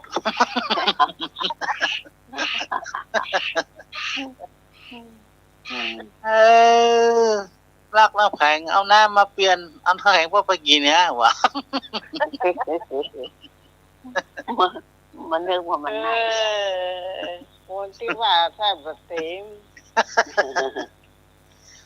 เมาหนัว เลย โอ้ยครับ มันลากันหลายเสื้อค่ะรู้จักไป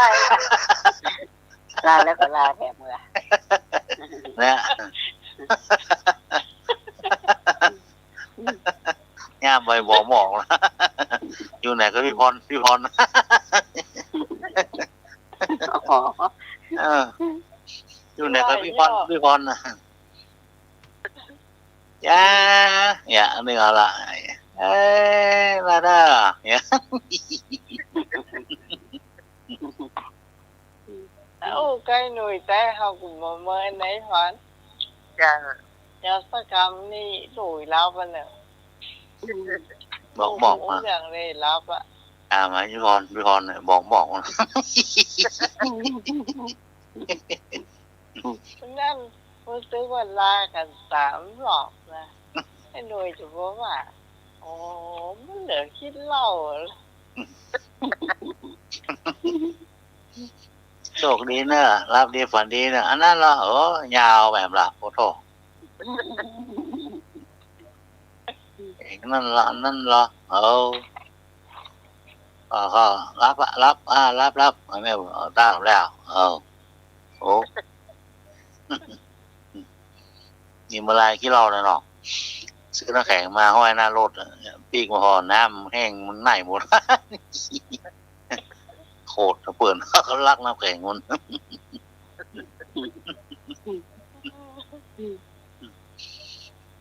โอ้เดี๋ยวอันนึงแท้ๆอยู่อันนึงเอาอาหารนี่1 วันกินกัน1 วันลักน้ำแข็งเอา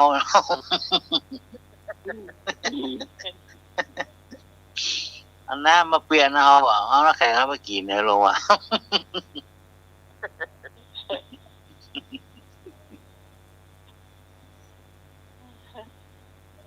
ว่าอันขอเพลงน่าลงหน่อยขอเพลงเอาความคมขืนทิ้งไม่พอโอ้ไม่พอนะคะคออ่ะนี่ไม่พอเงี้ยไปไกลว่าไปเลยพี่เอาไปทิ้งที่เม่นน้ำแดงน่ะค่ะน้ำแดงกันขวดแต่ไปที่โอ้โหพูดโลกเลยยังไม่หมดแต่เปิดเอาไปทิ้งน้ำแดงหน้ากาเนี่ยใครคนจัดรายการใครถูกไอ้พวกขอเพลงเอาขอเพลงความคมขืนไปทิ้งไม่คงโอ้ไปทิ้งไม่คงไก่แท้เน่าเนี่ยจะพี่จะว่าพี่มันใจอย่างนั้นเนี่ยไม่คงสีแดงในขวดน่ะที่ถือข้าวอยู่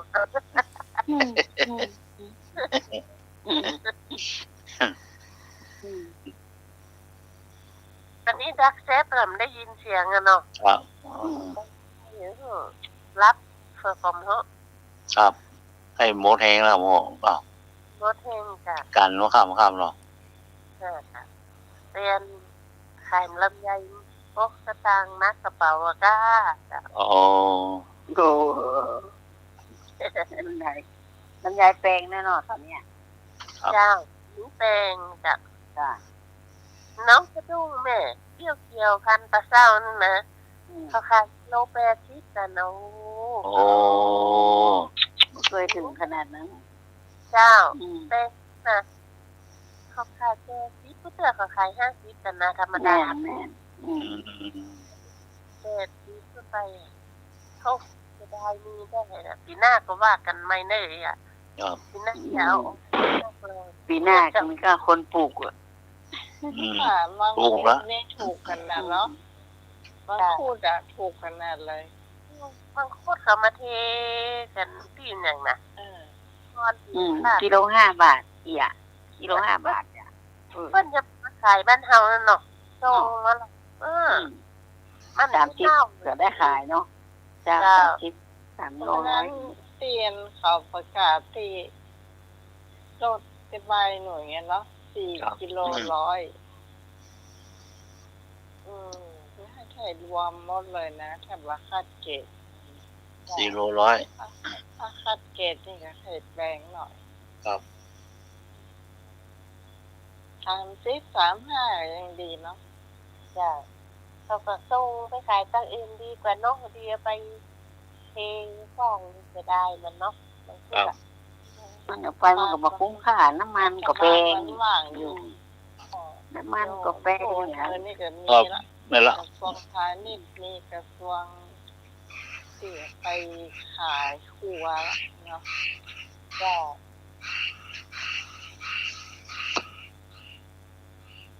กำลังรู้ขายครัวดีๆเนาะจ้ะเอาอยู่ก็ขายจะเปิดได้ ท่านนี้จังหวัดมันช่วยละนี่สิไปช่วยเกษตรกรน่ะนะต้องไปขายต่างจังหวัดเนี่ยเนาะ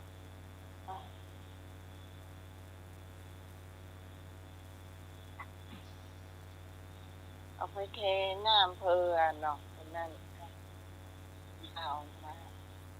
ที่สัญญาณ กระทรวงก้าน้องไหนจะเป็นกระทรวง ถูกเกิน ถูกลำ กิโล 5 บาท บาท8 บาท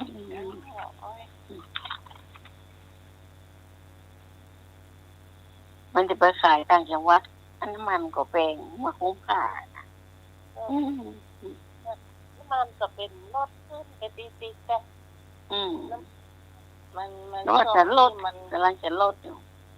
มันช่วงนี้มันมีรัฐมนตรีคุมตลอดเดี๋ยวเขาก็เข้ามาคุมนะเพราะช่วงมันว่างไงทุกคนก็คุมได้เต็มที่อ่ะ ยัง มัน คนว่า มีรัฐมนตรีคุมกระทรวงมันลดได้หรอ น้ำมันลดแน่นอนเนี่ยคนว่า จากแม่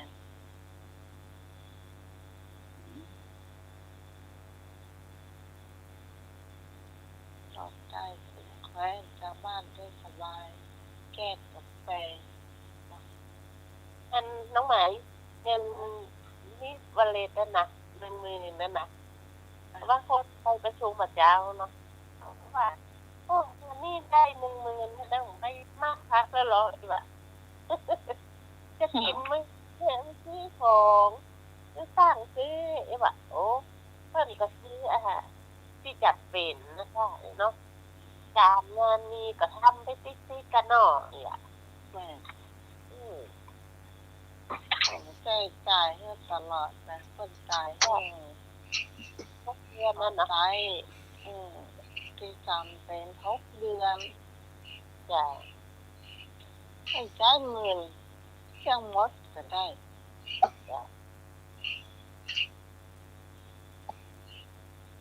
คิดจะให้คิดไปถูกก็ซื้ออย่างก็ได้หรอกซื้อพัดลมก็ได้ซื้อหม้อข้าวก็ได้ในภายในตำบลเรามีอะไร4 กิโลระยะ4 กิโลมีขายนะจ้ะมีคนละนี่ได้รถน้องใหม่นอก จ้ะ ใน4 กิโลเมตรเนาะจ้ะ จ้ะว่าให้หน่วยซับดีอ่ะจากพาณิชย์เลย ครับ เอาวิทยุกี่เครื่องที่ได้อยู่ อย่าเอาไอโฟนสักอันนะ ไอโฟนนี่บ่คุ้มกะ นะ บ่คุ้มไอโฟนอ่ะ โฟนอย่างดีๆก็แพงอยู่ ครับ คุ้มใหญ่ก็ตรงบ่คุ้มไอโฟนไอหน่วยต้องแทงตังค์ ก็ถามเขาละเขาว่าลุงบ่ดีใจ ก็อย่าง ฮะ เปิดคนเท่า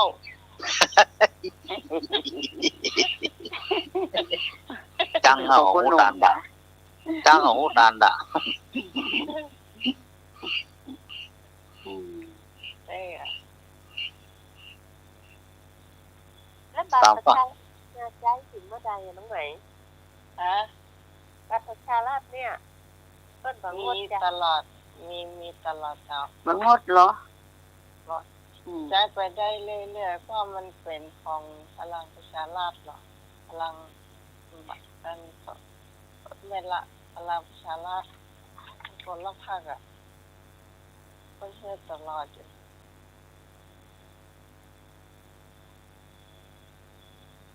เดี๋ยวก็จะมีอย่างอื่นไปมาอยู่ก่อน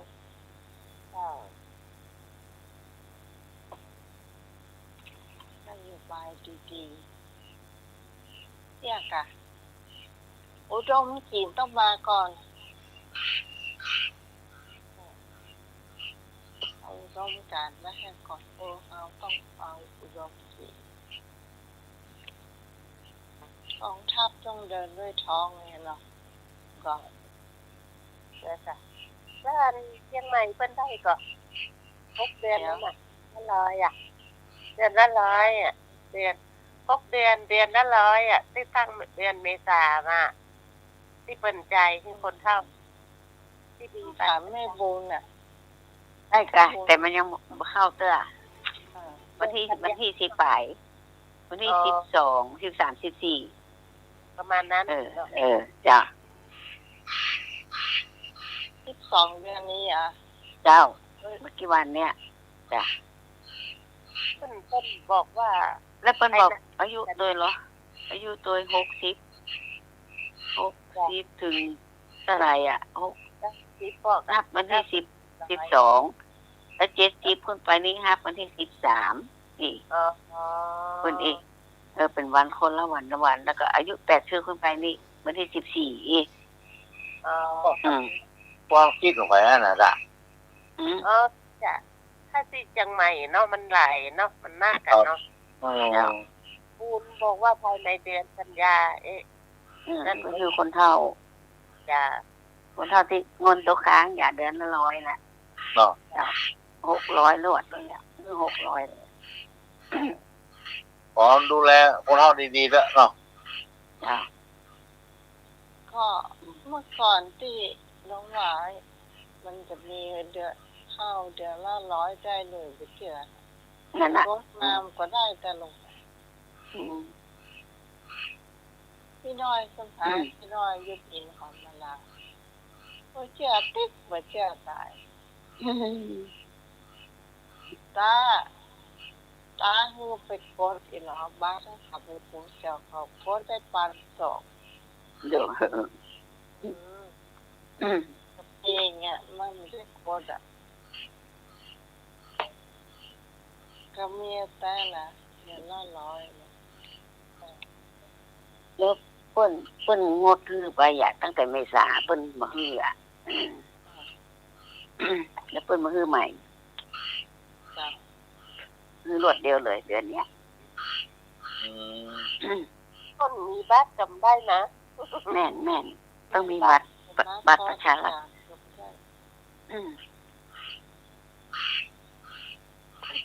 โตท่าบ้านเ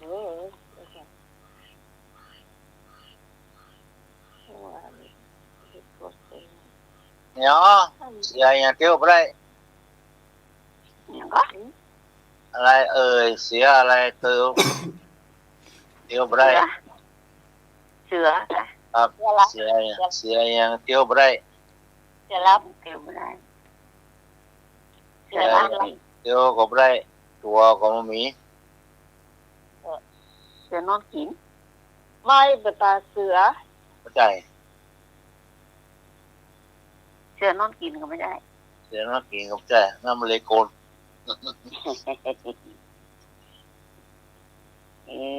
ตัวก็ไม่มี ตัวก็มีลายก็มีลายก็มี นี่ก็ชื่อไม่ได้ หมดสภาพ เสือหมอบ ใจ ลูกเสือละ ลูก มัน เสือ ใช่เสือ ใจ แต้มันใช่เสือแต้ลูก เป็นอย่างเสืออย่างว่า การแล้วเนาะ อืม เสืออะเนาะเนาะเสือ11ตัว เออ อยากแก้อายเสือ11ตัวค่ะ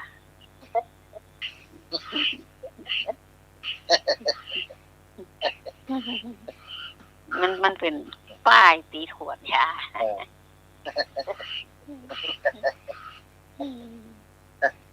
โอ้เท่าอ่ะโอ้เท่ากับเที่ยโอ้มาจูอีแม่เสือ11ตัวอยู่ในช่องได้เลยเนาะ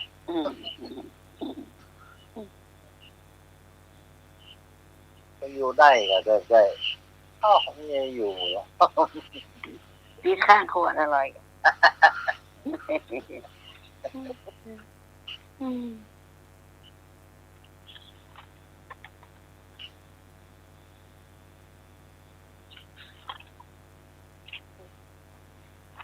๋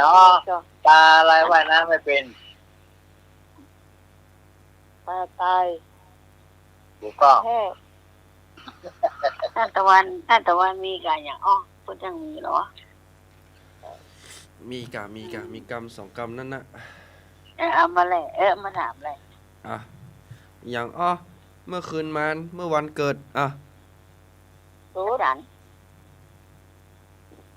อาจารย์สูด สุด เคยชุดแหละ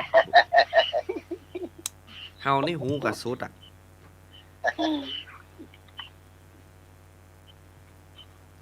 เนาะถ้าเป็นคนไทยกับมุ้งนี่เนาะเมื่อคืนมันเมื่อวันเกิด เดียวละออนมันหัดมุจักเห็นแล้วนี่ จากละ มันเป็นยังไง โอ้มันมีกระมุ้งหวด มีกระหมูเด็กผมได้ใจแล้ว หนุ่มว่ะห้องนอนแม่นอนมีสูดอ่ะ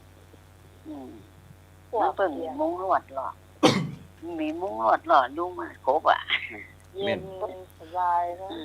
เดี๋ยวนี้เป็นมุ้งลวดเป็นอย่างกันหมดละ แม่น ดูวีก็ทีวีไปอยู่ในสูด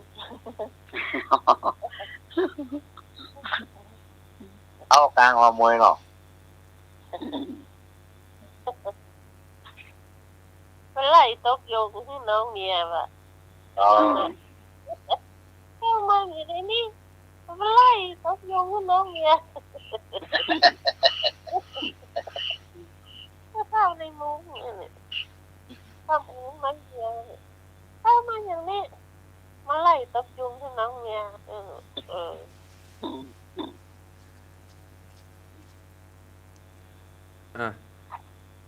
อย่าง10 หู 2 ขาทำนิทาเอาขายังหู โชว์กายกรรม10 หู 10 หู 2 ขา 10 หู 2 ขานี่แว่นตานี่เนาะ แล้วเอาขาแย่หูครับ ขาแย่หูแถมเนี่ยขาแย่หู กินโตกับ ไม่ใช่มันมี10 ขาก่อนน่ะอย่าง10 ขา 10 หู 2 ขา 10 หู 2 ขา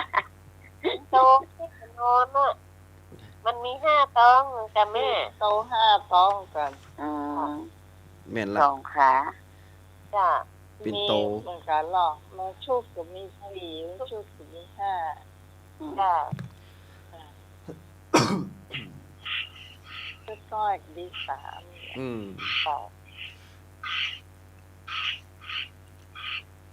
อีกอย่างข่าวไอ้ข่าวอยู่ในวังไม่สั่งไม่ออกว่ะ ที่โมก เนี่ยฟึดตอนเนี้ย แม่นน่ะเป็นวัดอ่ะ ไอ้ยา2 หู 8 มือ เนี่ย2 หู 8 มือว่ะ 2 หู 8 มือ รู้ป่ะเป็นของใจเนาะ หู ปู สองหูแปดมือ ปูมีหูอ่ะ เป็นของใจกะ ครับ เป็นของใจนะ ของใจ ของไม่มีชีวิต ผมมีชีวิตบอก สอง แต่ หู ผมมี แปด ชี มื วิต อ มาใช้ หม้อขางกับมีน8 มือ ถูกต้อง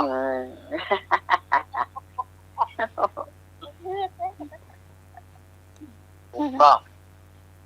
ต้ม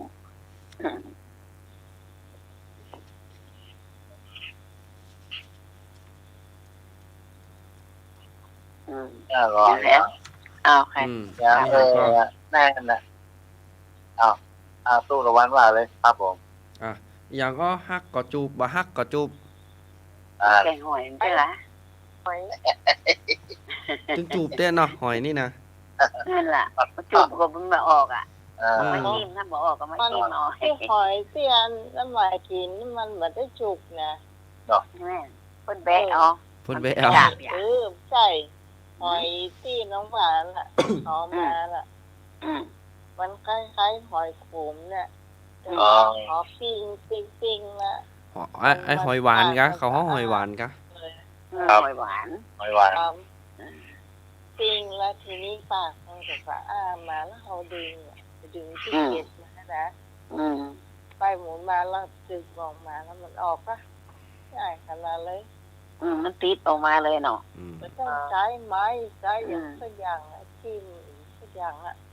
ดึงไม้อันน่ะน้ำเส้นนั่นน่ะ จิ้มน้ำจิ้มเนี่ยแล้วกุ้งจะคืนกินไปหมดละ อันไหน กุ้งเจน้ำปลากุ้งเจน้ำปลา เหลือว่ะ มันได้ช่วยหน้าช่วยตาแต่การมันได้วนปากงมละ เป็นล้ำไปกา ด้วย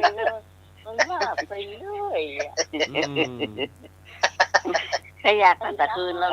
ลายๆไป เดี๋ยวไปส่วนขยากตั้งแต่คืนแล้วลูก กินเรื่องกันตั้งแต่คืนแล้วเนอะอินละ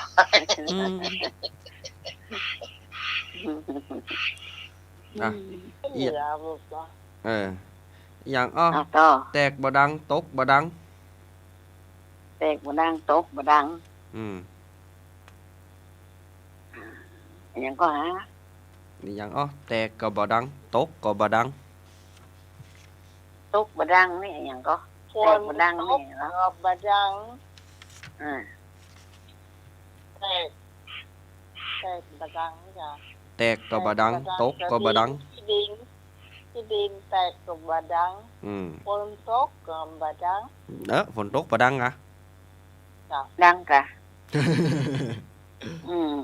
มันเจ้าหลังคามัน มีแต่มาหนึ่ง ดินบะดังเนาะ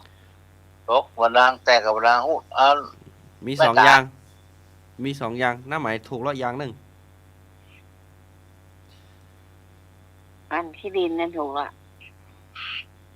แต่บ่ดังมันมีอย่างนึงอะไรอย่างหาที่ตกบ่ดังตกบ่ดัง ถ้วยกะ ตะวันตกอ่ะ แม่นละ นั่นมาเคยได้ยินอยู่เนาะมีตะวันตกอันหนึ่งเคยดินแตกอันหนึ่ง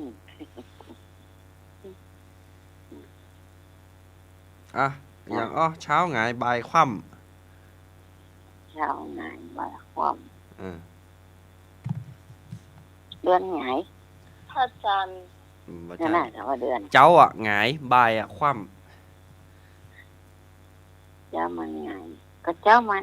ก็ตะวันน่ะกะอันของ ตะวัน บินมาบ้าน ตาทิตย์อะไรกันเนาะ ำมาถูกเตื้อ บินมาบ้าน จ้ะบาทกะ อ๋อบ าท เจ้าล้างบาท แม่นละ ดัง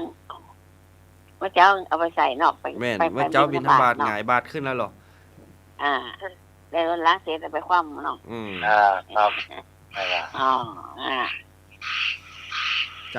จ้าของหงายบ่ายก็คว่ำอีเนาะ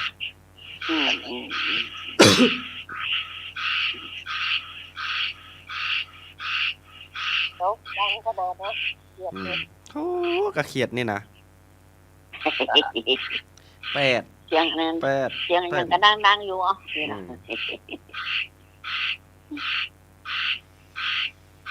ตีบดังย่องดังเนาะ แว่นตา เป็น ค่ะ ตา ดอก ได้เป็นเ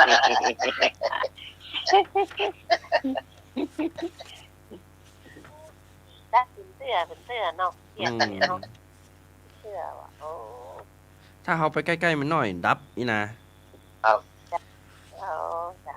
ถ้าเขาเงียบสักกามหนึงเอาละเปาะแปะเปาะ ต่อ แปะมา ต่อ หา มาล่ะ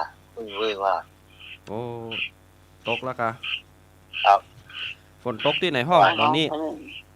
ตกนี่สินี่ซอส นี่ เซ่ ยุด เซ่ ไปเลย เดียว ตะกี้โต๊ะตะกี้โซฟาหายไปละ อืม จ้ะ เนี่ยที่ละคนนี่ฟ้าห้องเนี่ยน่ะกลึม ตะกี้ได้ยินอยู่ได้ยินอยู่กระลึงกระลึง โลกข้างหน้าไปโลกข้างหลังทำไง เกาหลังสิ เกาหลัง ด้านหลังยี่ใดอ่ะมันต้องเก่าอ่ะชุดเกาหลัง อืม อืม เดี๋ยวแตงสูตรบัดตาย เป็นชุดกระตาย แตงสุดบาดตาย ชุดไม่สี่แล้ว ทุกปีเป็น เห็นบอก ฮะ ชุดไม่สี่ก็อาจแต่งจ้ะ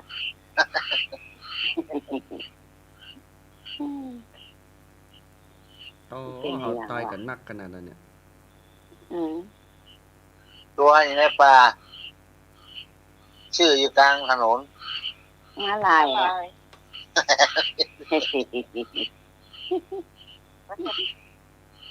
มาลายไปแล้วแฮม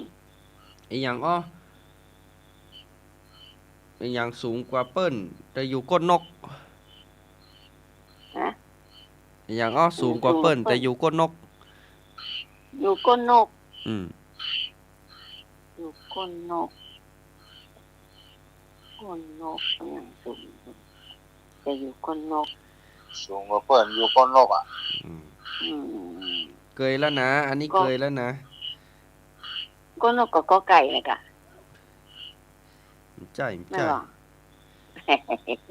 ไม่ใจเอ็มว่าอืม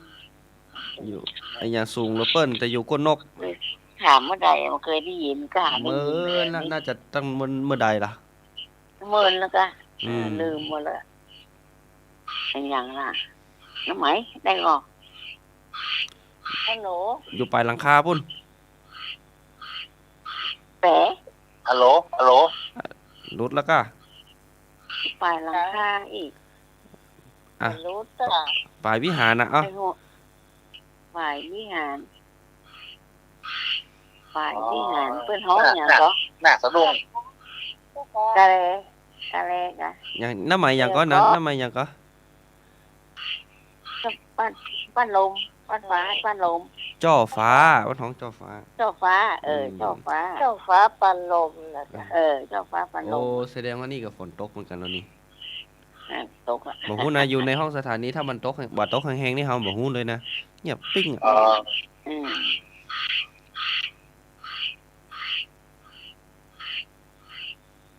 แสดงว่าตกแฮงหรอก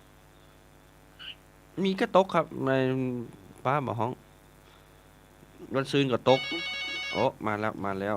ไข่นอ ไฟฮะ ไผ่ฮะ เป็นไฟฮะ เจริญปอนเออ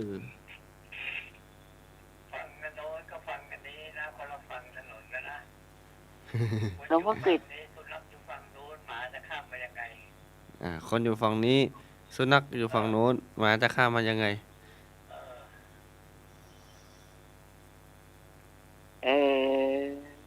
คนอยู่ฟัง อยู่ตรงเพ ค มาน อ อยู่ ยู่ ฝั่ง เว้ย โน้น มาอยู่พูน จะ มา ได้ มัน ก็ จะข้ามมาได้วะ คนอยู่ฝั่งโน้นหมาอยู่ฝั่งเพ แล้วหมาจะข้ามมันได้ยังไง มามันจะข้ามมาได้อย่างไร อ่า เดือนแม่ อืม ชายข้ามมากะ มามันจะมาขับเนี่ยได้ยังไงอ่ะ คนอยู่ฝั่งหมาอยู่ข้างฝั่งอ่ะ คนละฟังอ่ะ เออ แล้วหมามันจะข้ามมายังไง คนละฝั่งโอ้หมามันก็ว่ายน้ำได้เหรอ ได้ ไม่ได้สิ มันเป็นถนนน่ะ ลอง เตียวข้าม โอ้ มา ถนน ฮะ เตียวข้ามเอา น้ำท่วมไม่ได้น้ำท่วมถนนก็ได้เอาแล้วหมาจะข้ามยังไง มันก็ข้ามมาลายก็ ไม่มีม้าลาย ว่ามีมาลายแต่ไม่อีก ไม่ข้ามอย่างใดเนาะ อืม อ๋อ ปัญหาออกมาแล้ว เรื่องของมันมีเรื่องของเรา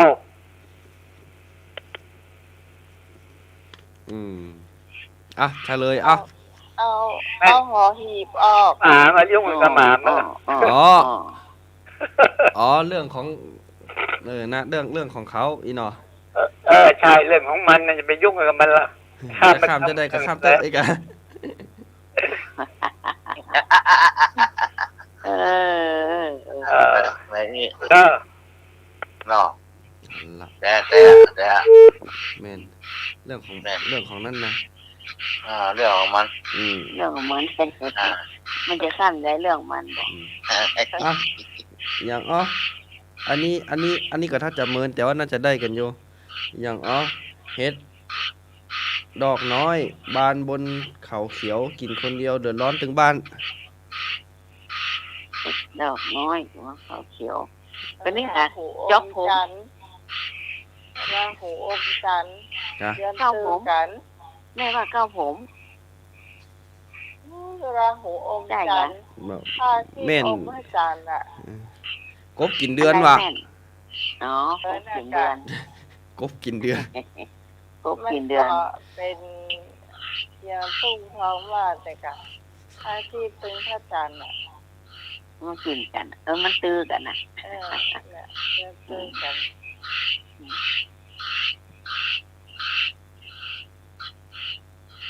เนาะทุกเจ้าป่วยเนาะ กลัวไม่ได้ฉัน ใช่ปะ ใช่ ประเทศฉันนี่เนาะมีเพลงเห็นเพลงนะเนี่ยไม่มีฉันอีหรอเจ้าเดือดร้อนนะไม่มีฉันนี่นะ มันหน้ามาเลยไม่มีฉัน ไม่มีฉัน เนี่ กลั ยว ไม่ได้ฉัน ทุกเจ้าป่วยอย่างอ๋อก ลัวไม่ได้ฉันกลัวไม่ได้กินข้าว อืม อืม เจ้าป่วยอย่าง มาทุ่มตะกะ ลูกเด้อ แล้วอย่าง ยัง ยัง ทุกเจ้าป่วยอย่างอ๋อก ลัว นี่ไม่ว่าคนเดียวเนอะไม่มีทุกเจ้าไม่ว่านะ กลัวกลัวกลัว ผู้เจ้ากวนหยัง เพราะ เจ้า ว่า ป่วย กลัวยัง เจ้าว่าเหมือนละอย่างนี้ทุกเจ้านะบอกว่า อืม เขาเป็นทุกเจ้านะเขาก็กลัวเหมือนกันได้บอก กลัวอยู่ ว่าที่เรามาขอยืมตังค์ ไม่ได้ สตังค์นี่ใครก็กลัวเนาะ ใช่สมอง อย่างก็ผู้เจ้ากลัวอย่างก็ เจ้ากลัวอย่าง ลืมละ ตายวรกรรมแล้วเหรอ โอ้ลืมแล้วมันเมินแล้วเนี่ย อืม ไปเลยเลยเนาะ จ้า เจ้ากลัวไม่มาดัง ผู้เจ้ามักใหม่เด้ผู้เจ้ามักใหม่เด้ ไปทำอาจารย์นิพนธ์แก้ได้ อืม ฮัลโหลฮัลโหล1 2 3ไปจิ้มค่ะ เอาไม่หล่อนะฮัลโหลฮัลโหล1 2 3 มองไปจิ้มค่ะ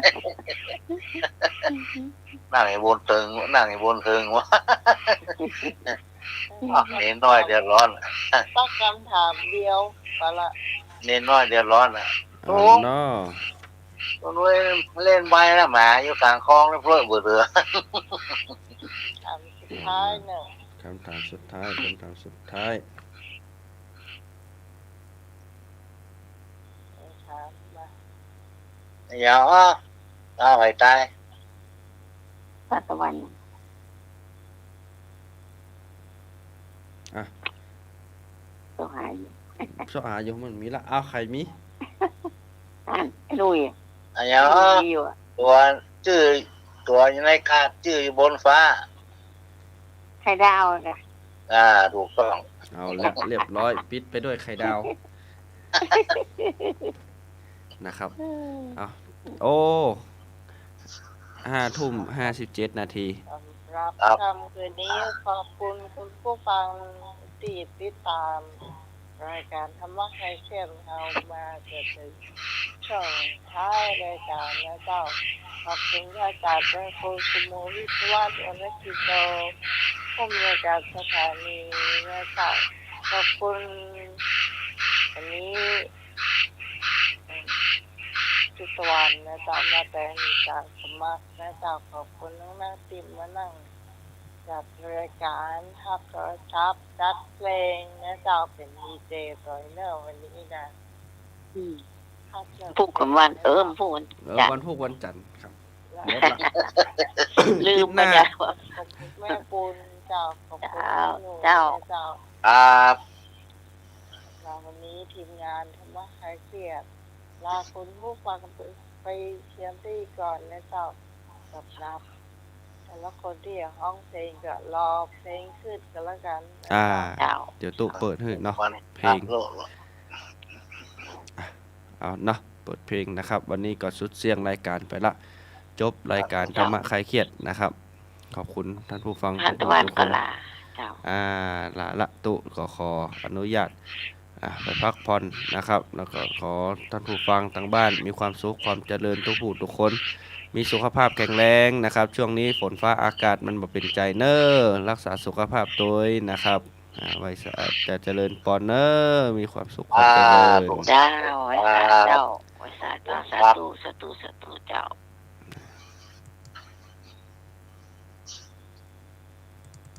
นี่ยังก็แม่นนะเดี๋ยวเพลงอย่างก็เพลงของเฮาอ่ะคำวอนก่อนลาแม่นก็อาจารย์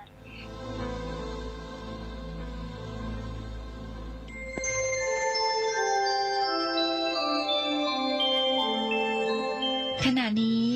ท่านกำลังฟังสถานีวิทยุกระจายเสียง FM 104.5 เมกะเฮิรตซ์